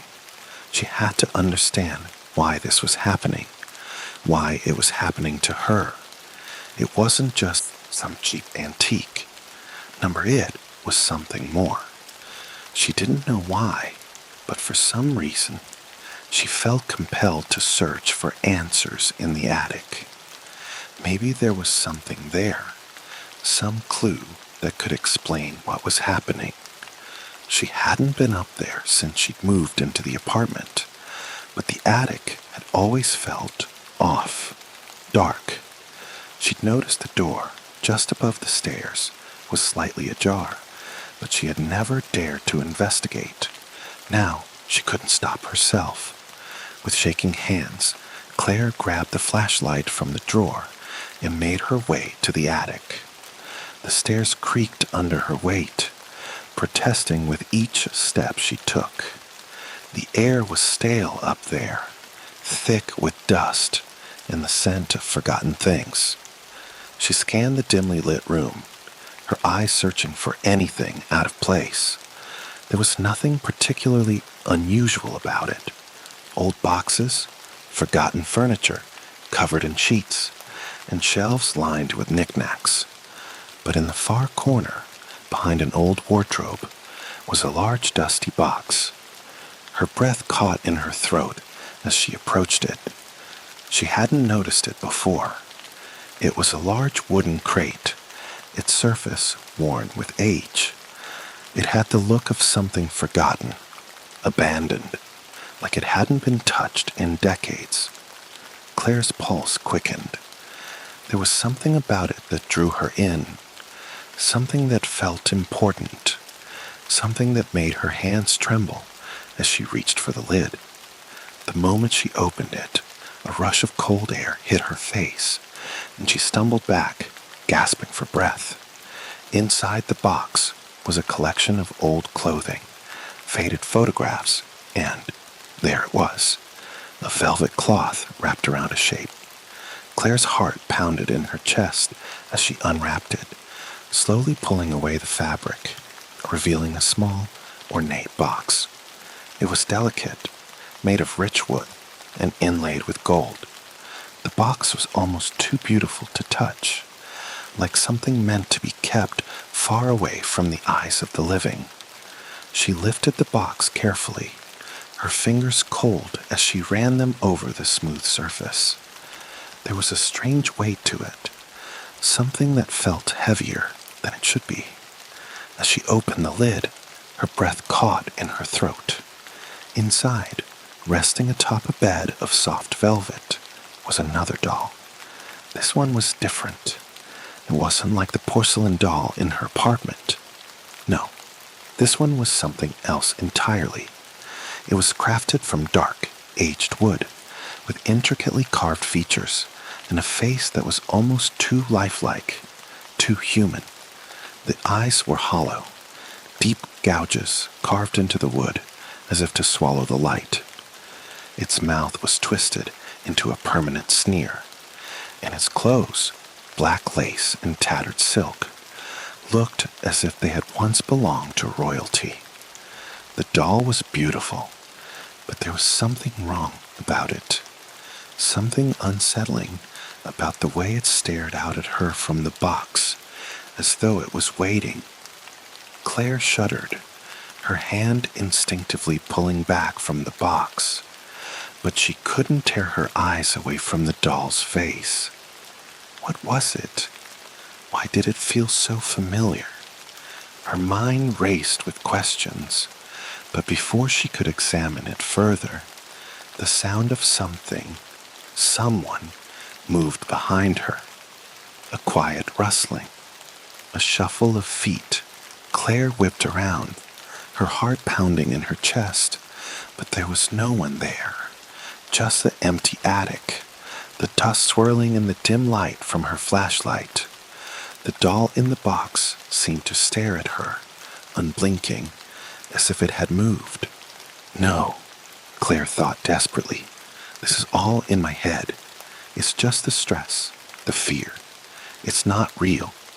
But when she looked back at the doll in her hands, she swore its expression had shifted. The sneer was deeper now, more pronounced. Its eyes seemed darker. The shadows around it seemed to deepen. The room itself seemed to hold its breath, like something waiting to happen. She slammed the box shut, the force of it rattling the floorboards beneath her feet. The room felt colder now, the shadows stretching long across the walls, and Claire was suddenly aware of how dark the attic had become, how silent it was. And then the whispers returned, faint at first, like the rustle of silk, but then growing louder, clearer. A voice, her name, Claire. It was coming from the attic, from all around her. The air seemed to thicken, pressing in on her from every side. Her heartbeat thundered in her ears. She spun around, flashlight in hand, but there was no one there, just the empty attic, the dust, the shadows. But the laughter, the giggling, was unmistakable now. It's her. The voice, the laughter. It was coming from the doll. Claire's breath caught in her throat. She turned and ran, stumbling down the stairs, her heart racing as she made her way back to the safety of her living room. The sound of her footsteps was deafening as she fled, but even as she ran, she couldn't shake the feeling that something was following her. Something cold, something evil. When she reached her living room, she turned to look back at the attic door, the hairs on the back of her neck standing on end. The doll was still on the shelf, still facing her, its eyes dark and hollow, its smile mocking. And in the air, heavy and thick, the giggling was growing louder until it felt like it was all around her, pressing in, suffocating her. And then, just for a moment, Claire could have sworn she saw it. The doll moved. The night after Claire had fled the attic felt longer than any night she'd lived through. Sleep had been impossible. The shadows in her apartment grew darker, the giggling louder, as if the entire place was alive, watching, waiting. The doll in the living room, with its ever-watchful eyes and twisted grin, had become a silent sentinel, its gaze unyielding. And when Claire wasn't looking at it, when she forced herself to focus on anything but the doll, she could still feel it, that presence, the oppressive weight of something malevolent just beyond her peripheral vision, crawling up her spine like an insect. But there was something else too, a voice that whispered to her through the silence, too faint to be understood, but so clear in its intent. Come closer. She shook her head violently, trying to block out the insistent call. She had tried everything she could think of to rid herself of the doll, to ignore it, to move it to another room, to lock it away in a closet, but it was always there, always waiting. The presence was growing stronger. It was only a matter of time before it came for her. She could feel it. That night, as she sat on the couch, staring blankly at the TV, though she wasn't really watching, not really, her phone buzzed, breaking through the haze of dread that had clouded her mind. It was a message from her mother. Claire hadn't spoken to her in months. The two had never been close, but there was something about that message that made her heart skip. "I think it's time I told you about the doll." Claire's stomach turned over. She stared at the words, her finger hovering over the screen. She hadn't told her mother about the doll, hadn't mentioned any of the strange happenings. There was no way her mother could have known. With trembling fingers, she typed out a quick response. "What do you mean? How do you know about the doll?" The response came almost instantly. "It's been in the family for generations. I didn't want to tell you this, Claire, but I think you need to know." The words shook her, but she read on. "The doll was meant to be a gift, a protector, but it wasn't just any doll. It's cursed. There are things attached to it, things we couldn't control. The more it's passed down, the stronger its influence grows. When I was young, I made the mistake of keeping it in my room for too long. Things changed. Strange things happened. People got hurt." Claire's breath hitched. Her hands were shaking so badly she had to steady the phone with both hands. This couldn't be real. This couldn't be happening. But the message wasn't finished. "I've hidden it away for years. I thought it was gone, that the curse had been broken. But now, it's back. And Claire, it wants you." Claire's pulse spiked, the words sinking into her skin like daggers. The room felt colder now, her chest tightening as her mind raced, trying to make sense of everything. Her mother's cryptic message, the doll, the constant feeling of being watched, the whispers, the giggling. It was all connected. But how? Before she could respond, her phone buzzed again, and her breath caught in her throat. This time, it wasn't her mother. It was a link to an article she didn't recognize. Claire clicked on it, her heart pounding as the page loaded. The headline read, "The Cursed Doll of Blackwood House, an Ancient Legacy of Fear." She clicked it open and began to read, her mind racing as she absorbed the details. The article described a doll crafted in the late 1800s, passed down through generations of a family that had once lived in a large decaying mansion on the outskirts of town. The doll had been said to be a protector, created by the family matriarch, who had practiced strange rituals. Some whispered to be tied to old, forbidden magic. The doll had been kept in the family's private quarters, only to be passed down once the previous owner died. Each generation had used it, unknowingly, to anchor something to their home, a presence, a spirit, a force that fed off their fear, their pain, their suffering. Claire's throat closed up as she read on, her mind spinning. The article spoke of the doll's power growing stronger with each new owner. How eventually it would take on a life of its own, manipulating its surroundings, feeding on the fear of its victims. How it had never been able to fully control the horrors it invited into their lives until they made the choice to give in. And the last paragraph. Claire almost couldn't bring herself to read it, but she couldn't stop herself either. When the doll begins to change its expression, when it begins to move, it is too late. The victim has already been claimed. The doll will take their soul, piece by piece, until there is nothing left but a hollow shell. A cold, bitter laugh rose in her throat. Claire couldn't breathe, couldn't think. She wasn't sure whether she felt terror, disbelief, or both. This is insane, she thought. It can't be true. It can't be happening. And yet, everything, every single moment, had led to this. The doll wasn't just some relic of the past. It wasn't a forgotten trinket that had accidentally found its way into her apartment.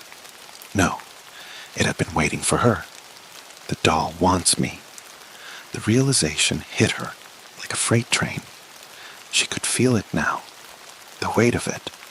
The presence. The doll wasn't just haunting her apartment. It was more than that. It was a parasite, feeding on her fear, on her weakness, and it was getting stronger with each passing day. Suddenly, Claire felt the overwhelming need to look at it. The pull was almost unbearable. Her legs moved of their own accord, carrying her toward the living room. She barely even noticed her feet moving across the floor, the sound of her breath shallow in her ears. She stood before the shelf, staring at the doll. Its eyes, those hollow, haunting eyes, seemed to stare back at her, knowing. And then, for the first time since the doll had entered her life, it happened. The smile changed. The porcelain lips twisted, curling up in a grotesque parody of a grin. The eyes shifted, growing darker, deeper. It was as though it was watching her in that moment, not just observing her, but studying her. It wants me. The whisper echoed through her mind once more, louder now, almost a command. And Claire realized with horror that it had already begun. The game had started, and there was no way out. The doll's grin seemed to stretch wider, pulling at its porcelain lips in a way that made Claire's blood run cold. She stood frozen, unable to look away. It wasn't just the expression that had changed. It was everything about it. The way the shadows clung to its form, the way the air seemed to warp around it, as though it had become a presence itself, an entity with hunger in its eyes. The walls in the room seemed to close in, the ceiling pressing lower until the space itself felt suffocating. Claire took a step backward, heart hammering in her chest, but she couldn't tear her eyes away from the doll. Her feet moved against her will, as if drawn by invisible strings, her body compelled to get closer. She reached for it, fingers trembling, not even sure why she was doing it. But when her hand brushed against the cold surface of the doll's glassy skin, it wasn't like touching porcelain anymore. It was warm, unnaturally warm. The moment her fingers made contact, she felt a rush of icy coldness slide up her arm, a shock that numbed her skin as though the doll were pulling the warmth out of her body. It laughed, low, sinister, and real. "You've made it this far," it seemed to say, the voice a rasp that crawled up her spine, wrapping its cold fingers around her throat. She gasped, pulling her hand back, but the doll didn't stop laughing. It wasn't the childlike giggling she had heard before. No, this was different. It was a deep, guttural sound that made her stomach turn. It wasn't just a doll anymore.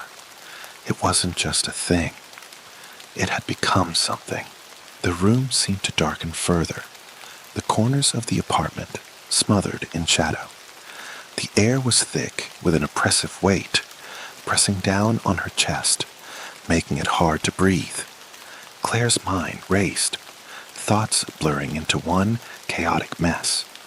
She needed to do something, anything, but her legs felt like lead, her body unresponsive, caught in a trap she couldn't escape. Her mother's warning echoed in her mind. The doll wants you. And now Claire understood what that meant.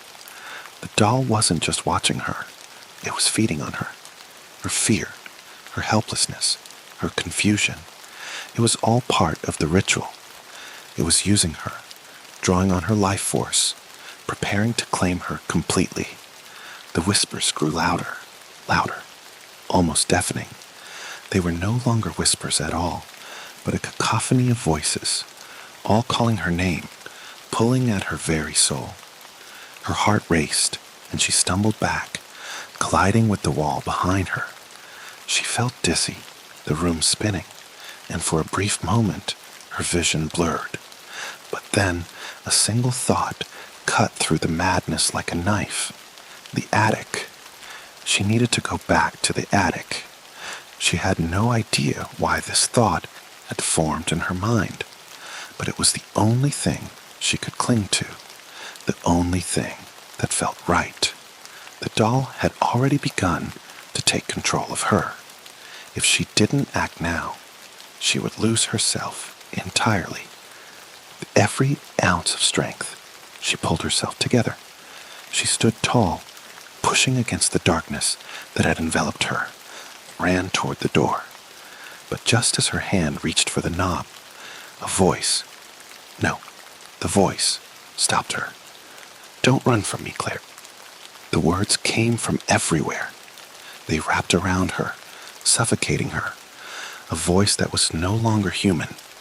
It was ancient, powerful, and malevolent.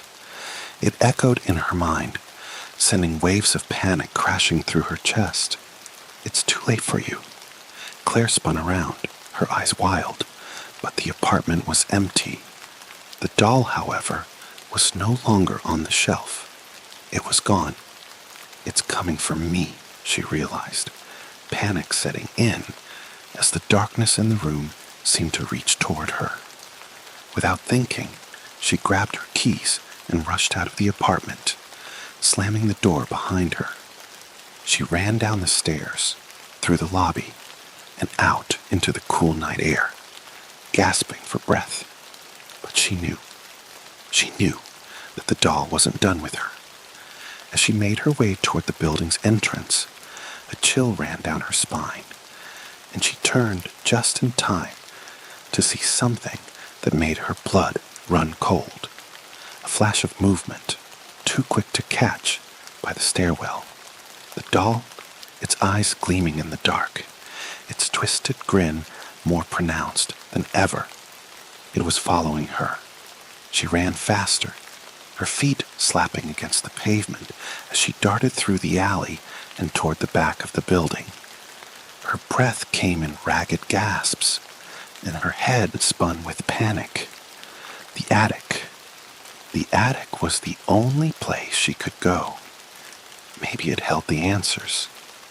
Maybe it held the key to stopping this thing before it consumed her entirely. When she reached the back door of the apartment complex, she fumbled with the keys. She didn't care who saw her, what was happening around her. She needed to get to that attic. The door creaked open, and she rushed up the stairs, her breath coming in shallow bursts, her heart beating erratically. When she reached the top of the stairs, she saw the attic door again, the one that had been sealed shut for so long. This time, she didn't hesitate. She threw open the door with force, the darkness beyond swallowing her whole. The attic was colder than she remembered, the air heavy with dust and the smell of age. There was the box, the one she had found the doll in, the box that had once seemed so innocent, so mysterious. Now it felt like a tomb. Claire rushed toward it, pulling it open with trembling hands. She gasped when she saw what was inside. The doll, the second doll, was gone. But something was left behind. A letter. With shaking fingers, Claire took it, her breath catching as she read the words scrawled across the paper in a jagged, spidery hand. "Never escape. You're part of it now." The handwriting, Claire noticed with horror, was too familiar.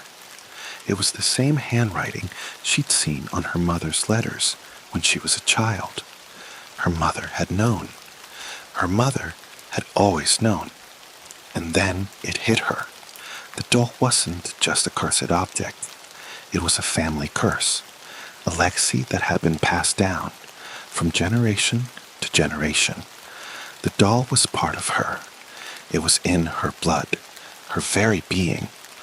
Her mother had tried to protect her from it, but the curse had always been there, lying dormant, waiting for the right moment to claim her.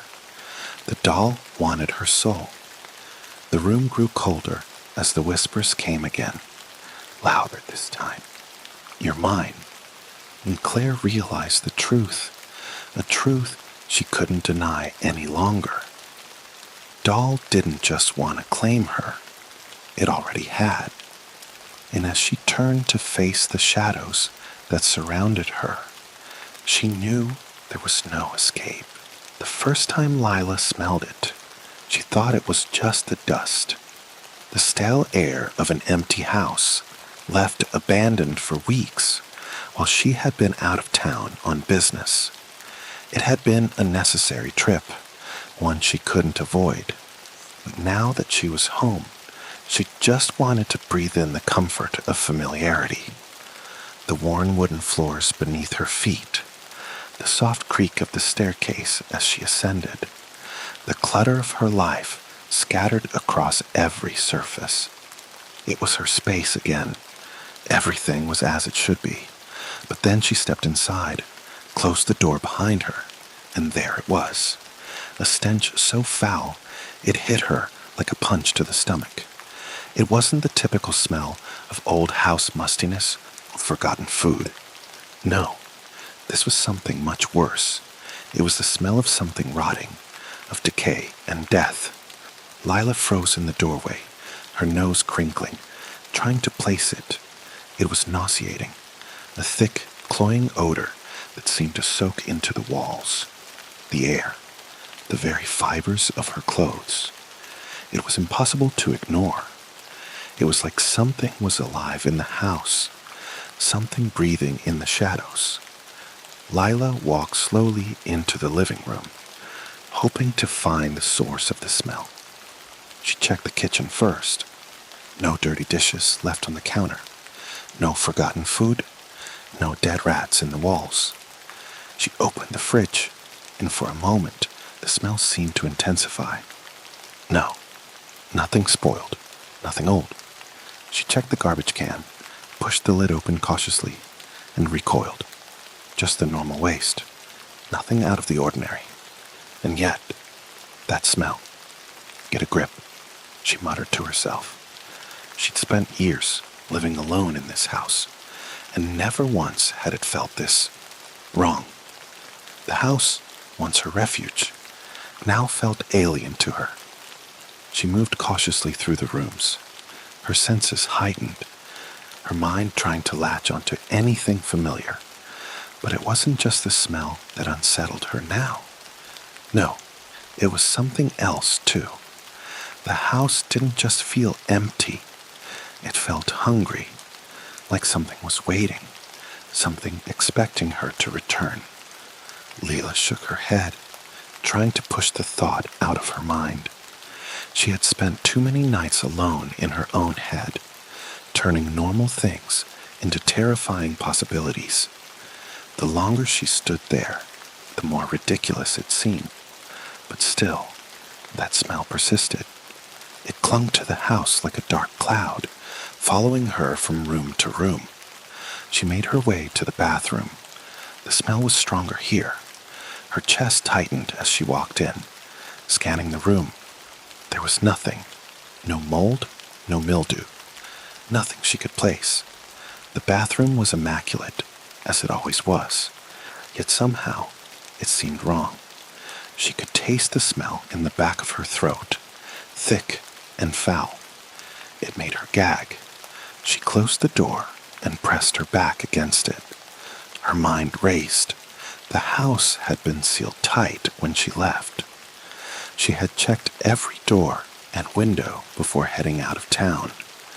There was no way this smell had developed in the few days she'd been gone. Lila turned on the sink, splashing water onto her face, hoping it would clear the panic from her chest. But it didn't. The smell clung to her skin, to her clothes, to her hair. Closed her eyes, tried to steady herself, but even with the water running, she could still smell it. The rot. It was inside her now. She was starting to believe that it was coming from somewhere inside the house, but it was also inside her. Her hands trembled as she wiped her face with a towel. A sickening realization gripped her. She wasn't sure when the smell had started following her, when it had crossed over from the house itself and into her own body. She couldn't stop thinking about it, how the stench had clung to her as soon as she stepped through the door. It had latched on, burrowing into her lungs, coiling around her thoughts. It's in your head, she tried to tell herself. It's just the house. But she wasn't so sure anymore. Lila didn't sleep that night. The darkness seemed heavier than it had ever been before, thick with an unsettling weight pressed down on her. Every creak of the house, every whisper of wind outside, seemed amplified in the silence. The smell lingered, even here, in her bedroom. The sour stench filled the room, even though she had scrubbed her skin raw in the shower. She sat up in bed, wide awake, staring into the dark, half expected to hear something, anything, that would explain the smell, that would give her some comfort. But there was nothing except the oppressive stillness. She reached for her phone, needing something to distract herself. She dialed her best friend's number, Morgan, who had known her longer than anyone else. The phone rang and rang until it went to voicemail. "Hey, it's me," Lila said, her voice unsteady. "I'm home. I don't know. Something's off about this place. God, I'm probably just being paranoid. I don't know. I need to hear a voice." She ended the call, leaving the message, but didn't hang up immediately. Her eyes darted around the room, and the silence seemed to grow louder in her ears. The corners of the room seemed darker than usual, the shadows thicker, more deliberate. "It's your mind," she thought. "You're just imagining things." But then, as she sat there, the silence was broken. A sound, a faint scratching noise, coming from somewhere within the walls. Lila froze. The sound wasn't right. It wasn't the usual creaks and groans of an old house settling. This was different. This was purposeful. Her heart thudded in her chest as she listened. The scratching stopped. And then, a whisper. "Lila." She couldn't breathe, couldn't move. The whisper wasn't in the air. It wasn't something she could pinpoint. It was inside her, deep, like a memory rising from the depths of her own subconscious. She blinked, pressing her hand to her mouth to stop herself from screaming. But the sensation of being watched was overwhelming. She could feel the presence, feel it staring at her from the dark corners of the room. A presence that had been with her the whole time. She jumped out of bed and dashed for the door, her breath quick and shallow.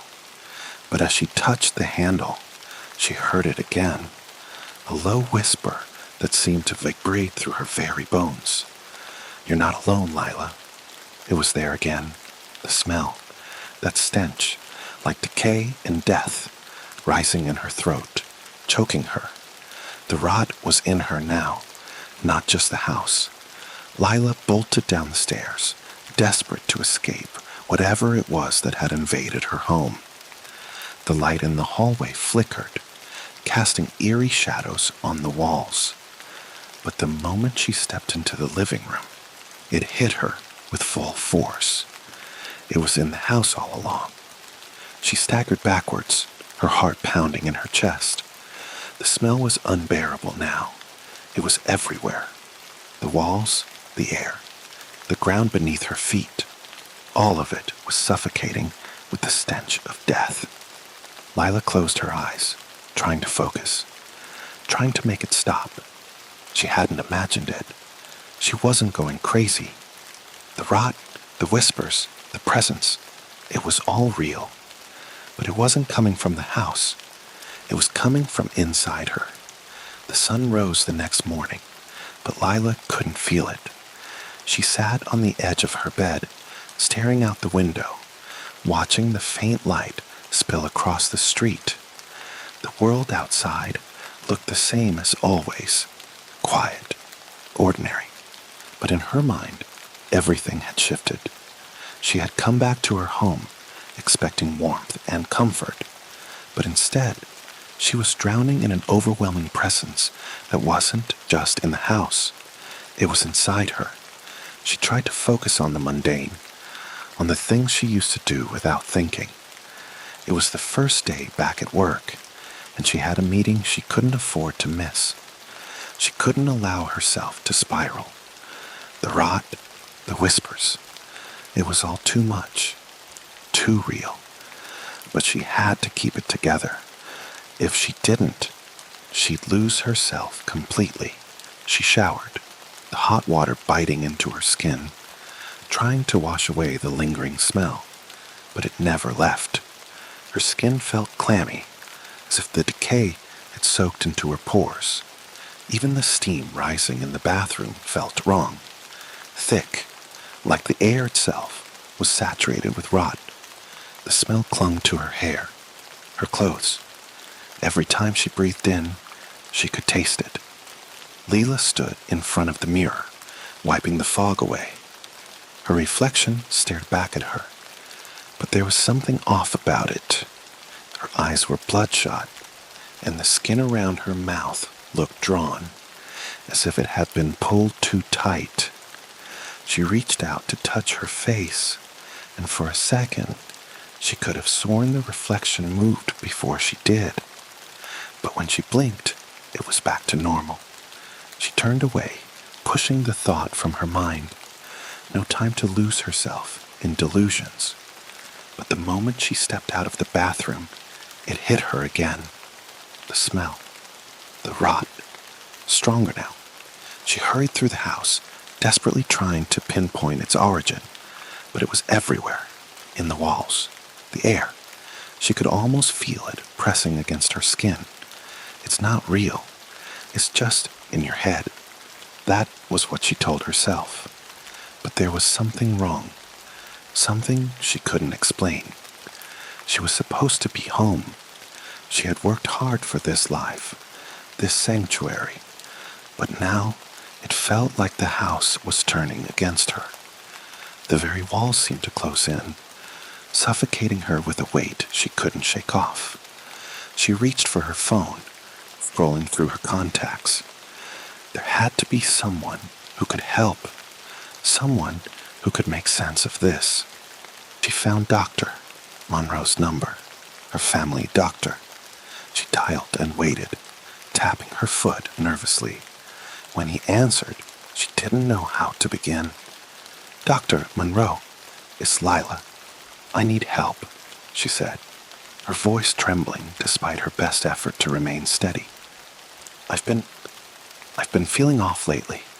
There's something in my house, something wrong. I've tried to shake it off, but I can't." Dr. Monroe's voice was calm, reassuring. "Lila, I'm sure it's just the stress of being away, or maybe some anxiety from the change in your routine. Have you had trouble sleeping?" "No, not exactly. It's just, there's this smell, this decay." She paused, swallowing the lump in her throat. "It's everywhere, in the walls, in the air. It's suffocating me." There was a long silence on the other end of the line. Then he spoke, his tone much more cautious now. "I think we should schedule an appointment, Lila. I'll see you as soon as possible. It could be some form of stress-induced olfactory hallucination, but it's important that we rule out any physical causes. That was the thing. Lila had heard the term olfactory hallucinations before, but this was different. This was real. She knew it was real. But how could she explain that to him? How could she make him understand that there was something in her house, something that had been there all along, something that had latched onto her? "All right, I'll make an appointment," she said, trying to keep her voice steady, though she felt the tears rising in her throat. "Good," Dr. Monroe said. "And Lila, just remember, you're not alone. We'll get to the bottom of this." But even as he spoke those words, Lila felt the distance between them. How could he understand? He hadn't been in the house with her. He didn't hear the whispers, feel the weight of the presence that seemed to follow her wherever she went. She hung up, but the sense of isolation lingered, cold and deep. The house felt emptier now, like something had been sucked out of it, leaving only the smell of rot behind. By the time the appointment rolled around, Lila had nearly convinced herself that Dr. Monroe's explanation was the only logical one. Stress, anxiety, the stress of being alone, the isolation that had taken root in her life. Maybe it was nothing more than her mind turning against her, playing tricks, making her imagine things that weren't there. She sat in the sterile waiting room, tapping her fingers nervously against the armrest. The smell had faded slightly, but it still lingered in the back of her throat. Every time she breathed in, she could taste it, like the bitter tang of spoiled meat. Finally, Dr. Monroe called her in. She followed him into his office, sitting down in the plush chair across from his desk. He offered her a glass of water, which she declined. She was afraid that if she took a drink, it would taste like the rot, like decay. "So, Lila," Dr. Monroe began, his voice steady and professional, "tell me more about what's been happening. How long has this smell been bothering you?" Lila swallowed, gathering her thoughts. "It started when I came home," she said. "I've been away for a few weeks, and when I stepped inside, it was there, this horrible smell. I thought it was maybe the house settling, or something in the walls, but it's not like anything I've ever experienced before." Dr. Monroe nodded, scribbling notes in his file. "And have you noticed any physical symptoms along with the smell? Nausea, dizziness, difficulty breathing?" Lila hesitated. "Yes," she admitted, her voice barely above a whisper. "But it's not just the smell. There's something else. I feel like there's something in the house with me. It's like it's alive, breathing, watching. I don't know how to explain it, but it's making me crazy. I feel like I'm losing control." He paused, then set down his pen. "Lila, I want to run some tests. I'm not ruling anything out, but I think we need to start with your physical health. Let's check for any underlying conditions, sinus issues, neurological problems, or anything that could be causing these symptoms." She nodded, though she couldn't shake the feeling that he was missing something. Maybe he couldn't see it. Maybe no one could. But as she left his office, she was certain of one thing. It was real. The rot, the smell, the presence. It was all tied to her, and it was only a matter of time before it took her completely. Lila didn't wait long before returning to the house. Dr. Monroe had done his tests, blood work, a CT scan, all the typical routines, to rule out any physical causes for her symptoms, but the results had come back clean. She was healthy. Physically, everything was fine. Her blood pressure was normal, her heart rate steady. Yet, she was still plagued by the stench, the decay, and the feeling that something inside her was waking up. Something terrible. Something that shouldn't be. The house was quiet as she stepped through the front door again, but the silence felt different. It was too thick, too heavy, as if it were pressing down on her. She stood at the threshold for a moment, letting her senses adjust. The smell, as always, hit her first. A stench of rot, but not like anything you ever described. It didn't make sense. It wasn't a moldy smell, or the scent of something dead that had been left to fester. No, this was something alive, something that had been festering for far longer than her return from her trip. Lila moved through the house carefully, stepping lightly on the creaky floors. She had to ignore the gnawing feeling that something was watching her, something waiting in the shadows. She didn't want to admit it to herself, but she felt it with every step. There was something wrong with the house, something in the walls, something in the very foundation of it. She had read enough horror stories in her time, and deep down, she knew what she was facing. A house wasn't just a structure of wood and brick. It held memories. It held something else. And now it was holding her, whether she wanted to be there or not. Her mind kept wandering back to the smell, to the growing sensation that it was inside her. She could almost feel it, creeping under her skin, moving in time with her heartbeat. But she couldn't shake the feeling that something else was moving too. Something inside the house, something that had been there long before her. She moved into the living room, passing the large window that overlooked the yard. She didn't even notice the slight flicker in the reflection at first. It was subtle, almost imperceptible, but when she glanced back, she saw it, a shadow that moved on its own, independent of the objects around it, a shadow that didn't belong.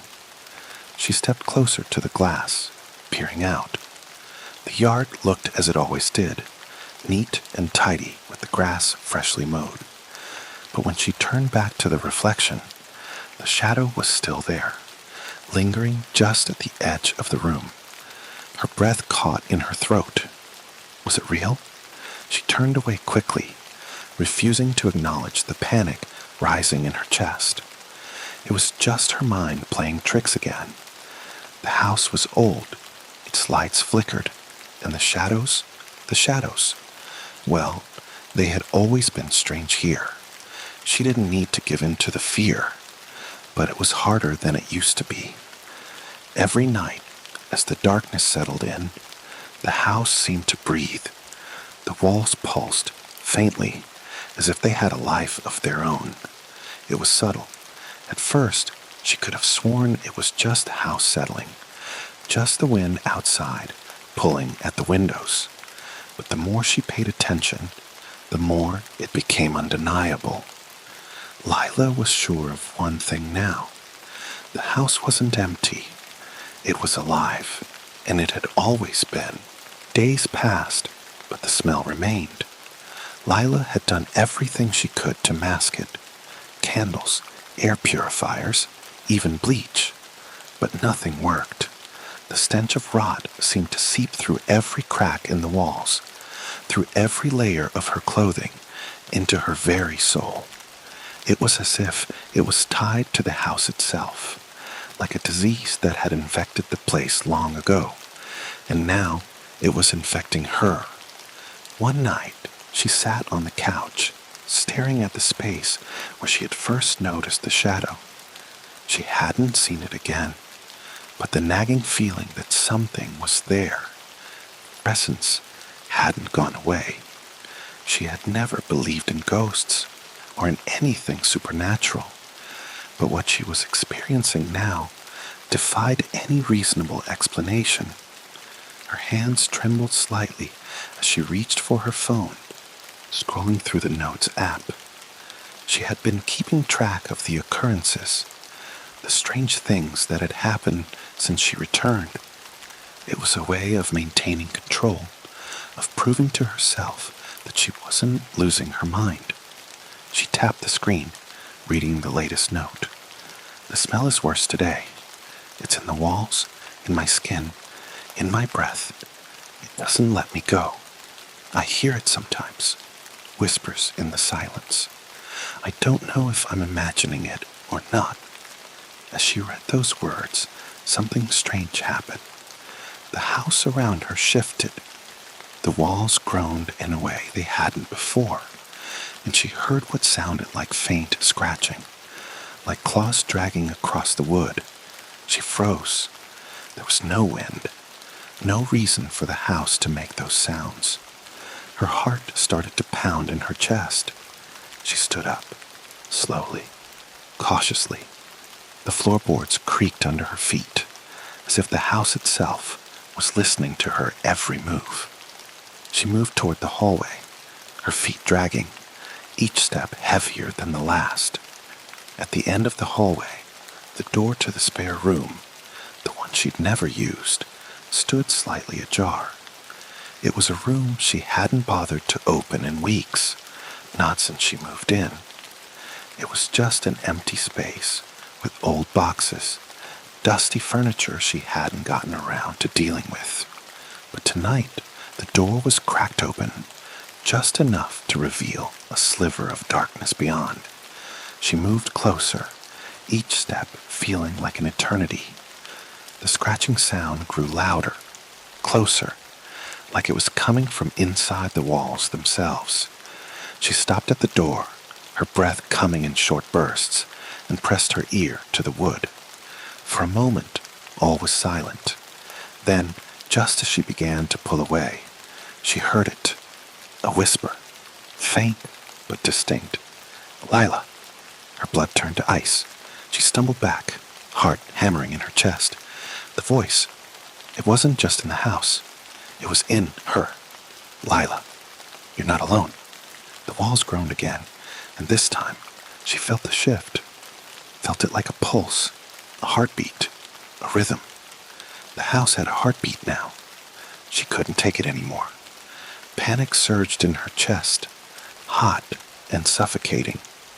She ran, not caring where she went, not caring that she might be running away from whatever was waiting for her. But when she reached the front door, it wouldn't open. Her hands fumbled at the handle, trying to pull it open, but it was locked. It had never been locked before. Her breath came in ragged gasps. She turned around, spinning to face the dark hallway, the shadows that stretched out in every direction. The house had changed. It wasn't the home she'd known. It wasn't even a house anymore. It was a trap, and she was its prey. The house was no longer just a place she lived. It had become something else, something insidious, something that bled into her thoughts, her body, her very soul. Lila stood frozen by the front door, her hand still trembling on the knob. It was locked. She could feel her pulse pounding in her throat, the heavy silence surrounding her, the weight of the walls pressing in, suffocating her. There was no escape.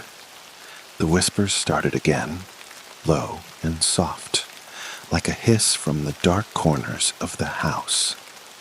Lila, her breath caught. It wasn't just the house anymore. It was inside her. The scent of rot had seeped into her, so deep that she could taste it on her tongue now. It filled her lungs with every breath, and when she exhaled, she could feel the decay spreading further, deeper. It wants you. She shook her head as if to deny it, but the truth, the sickening truth, pressed against her chest like a vice. She was suffocating. She had been from the moment she stepped back into this house. But now she realized it wasn't just the smell that was killing her. It was the house itself. It was alive, and it had always been waiting for her to return. She pulled herself together with great effort and stepped back from the door. Her fingers went to her pocket, fumbling for her phone. She had to call someone, anyone, but the signal was gone. The little bars in the corner of the screen blinked weakly and then disappeared altogether. She was completely alone. You were never alone. The voice in her head was sharper now, more insistent. It wasn't a whisper anymore. It was a command. She spun around, her gaze snapping to the hallway behind her. The door to the spare room, still ajar, seemed to beckon her. But it wasn't the room itself. No, it was the space beyond it. Something was waiting there. Something that had been watching her from the moment she stepped into the house. Her pulse thudded in her temples, and despite every instinct screaming at her to leave, she found herself moving toward it. The darkness in the hallway seemed to shift, moving like a living thing, pushing her forward. She could feel the air thicken, could feel it pushing against her, as if the house itself was exerting pressure on her chest, on her limbs, urging her toward the door. When she reached the threshold of the spare room, she hesitated. Her heart pounded so violently now that it was hard to focus. The whispering voice was gone, replaced by sickening stillness. The shadows seemed to close in around her, but she couldn't look away. She stepped inside. The room was exactly as she had left it, an old, dusty space filled with forgotten furniture and boxes of things she had never bothered to unpack. But now everything felt different. The air was dense, the smell of rot thicker, almost overwhelming, and the walls, they seemed to be moving. Her gaze flicked upward. The ceiling was warping, the edges curling like decaying paper. It was as if the entire room were breathing, expanding and contracting with each shuddering inhale. She felt the walls shift behind her, almost as if they were closing in, drawing her deeper into the room. No. She wanted to scream, wanted to run, but her feet were glued to the floor. There was no escape. She stepped forward again, drawn toward the far corner of the room where the shadows seemed darkest. She had never been this close before, had never dared, but now something inside her pushed her forward, whispering to her to look. It was then that she saw it. At first, she thought it was just a trick of the light, just the dimness of the room playing games with her mind. But no. As she stepped closer, she saw the faint outline of something strange in the corner, something that hadn't been there before. A large, old-fashioned mirror leaned against the wall, its edges cracked, the glass tarnished with age. But it wasn't just the mirror that made her blood run cold. It was the reflection in it. At first, she couldn't make sense of it. The room behind her was normal for the house, dusty, forgotten. But the reflection in the mirror, it wasn't her own.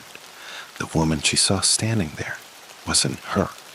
She had the same figure, the same features, but her face was twisted, pale, her eyes wide with terror. She stumbled backward, her breath catching in her throat. The woman in the mirror smiled then, a grin that wasn't friendly, but cruel, cold. Lila turned around, but the room behind her looked the same. Nothing had changed. No twisted reflection, no woman standing behind her. The room was empty, except the mirror. Her eyes were drawn back to it, and as if the house itself had conspired with her fear, the reflection began to change. The woman was no longer standing still.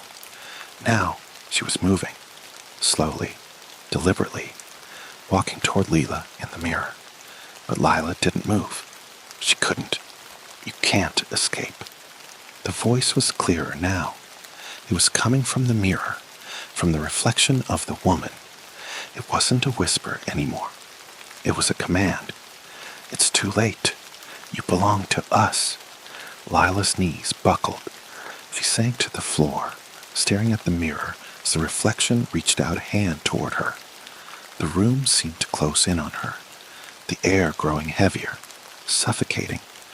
The smell of rot intensified, filled every inch of her lungs. It was inside her body. She could feel it crawling under her skin, could feel it twisting, rooting deep inside her. Tears sprang to her eyes as the woman in the mirror smiled wider, her lips peeling back, exposing rows of sharp, rotten teeth. We've been waiting for you, Lila. The reflection's hand reached through the glass, its fingers long and skeletal.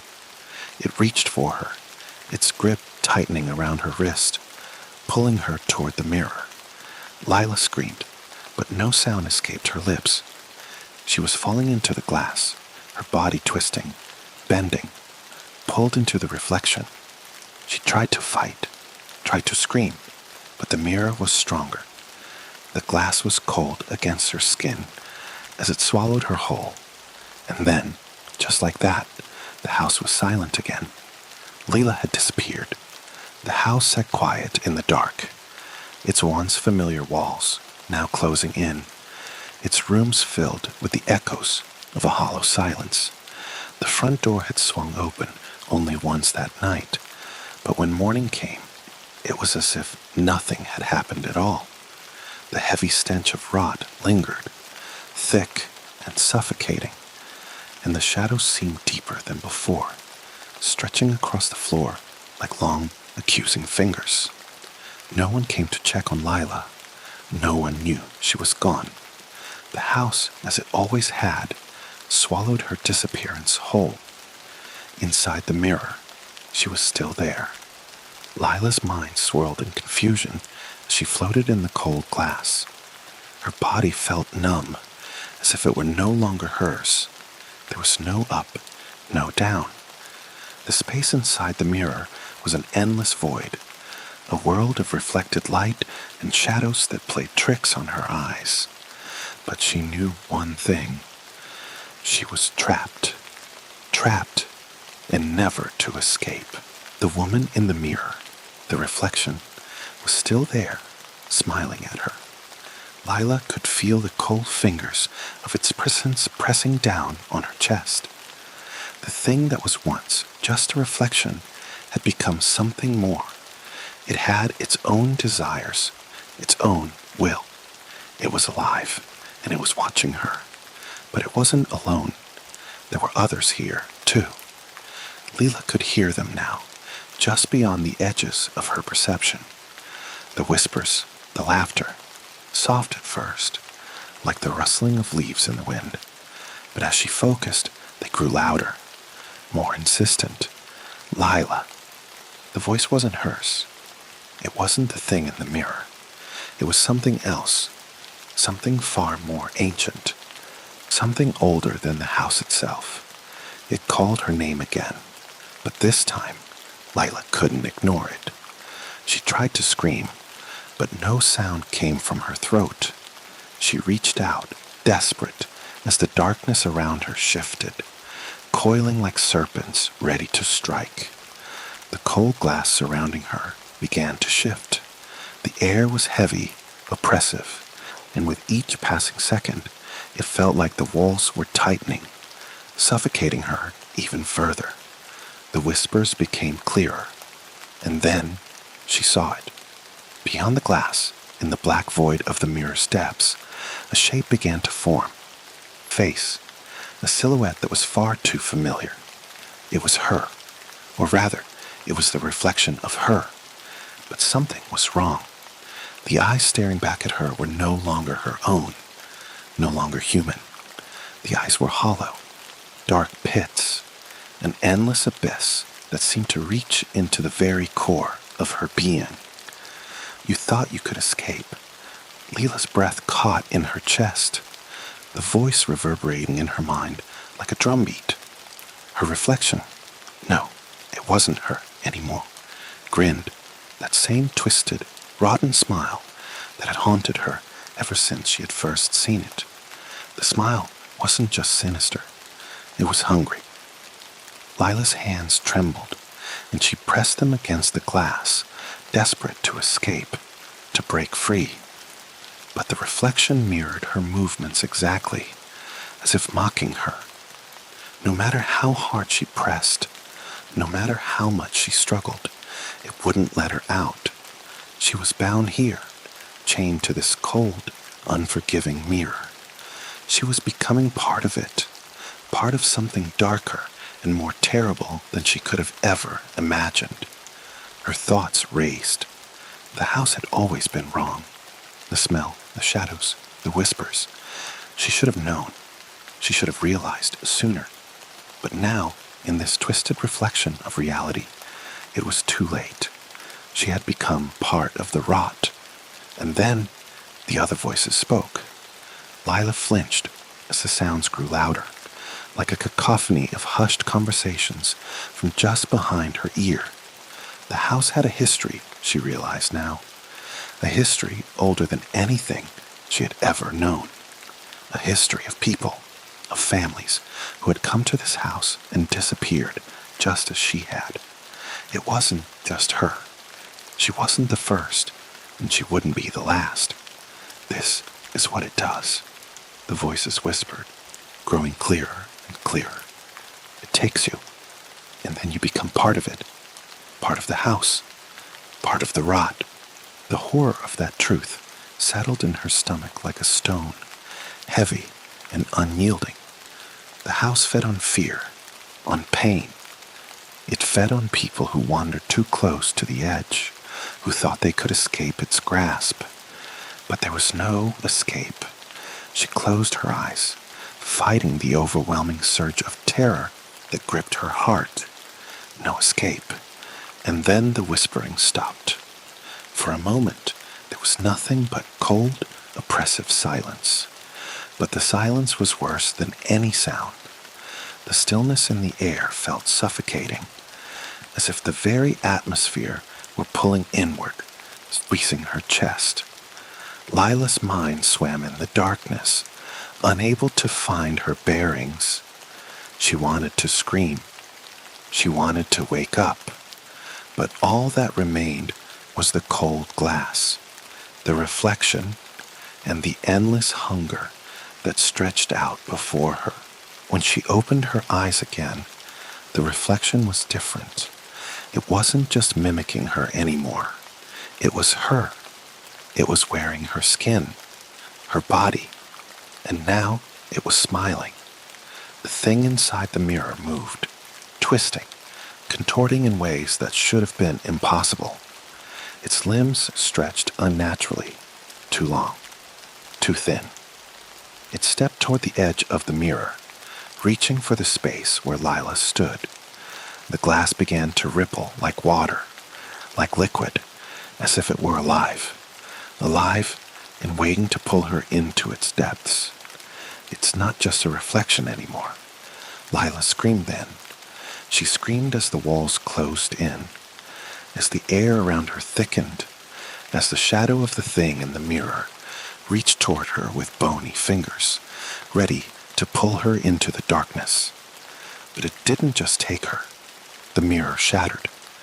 A violent crack split the air, and the world around her began to tear apart. Glass rained down, cold and sharp, slicing through the air as the thing that had once been her reflection surged forward. Its eyes black and endless, its body impossibly stretched. The last thing Lila saw before she was swallowed by the void was her own reflection, smiling, twisted, and alive. The house sat still once more. The smell of rot, thick and overpowering, lingered in the rooms, seeping into the very walls themselves. The shadows stretched longer than before, moving in the corners of every room. And in the darkest corner of the spare room, a broken mirror lay on the floor, its shards glinting in the dim light. But there was something new now. If you listened carefully, just carefully enough, you might hear the faintest of whispers, soft and insistent. Lila. It wasn't just her. It was the house's new inhabitant, the thing that had once been her, and it was hungry for more.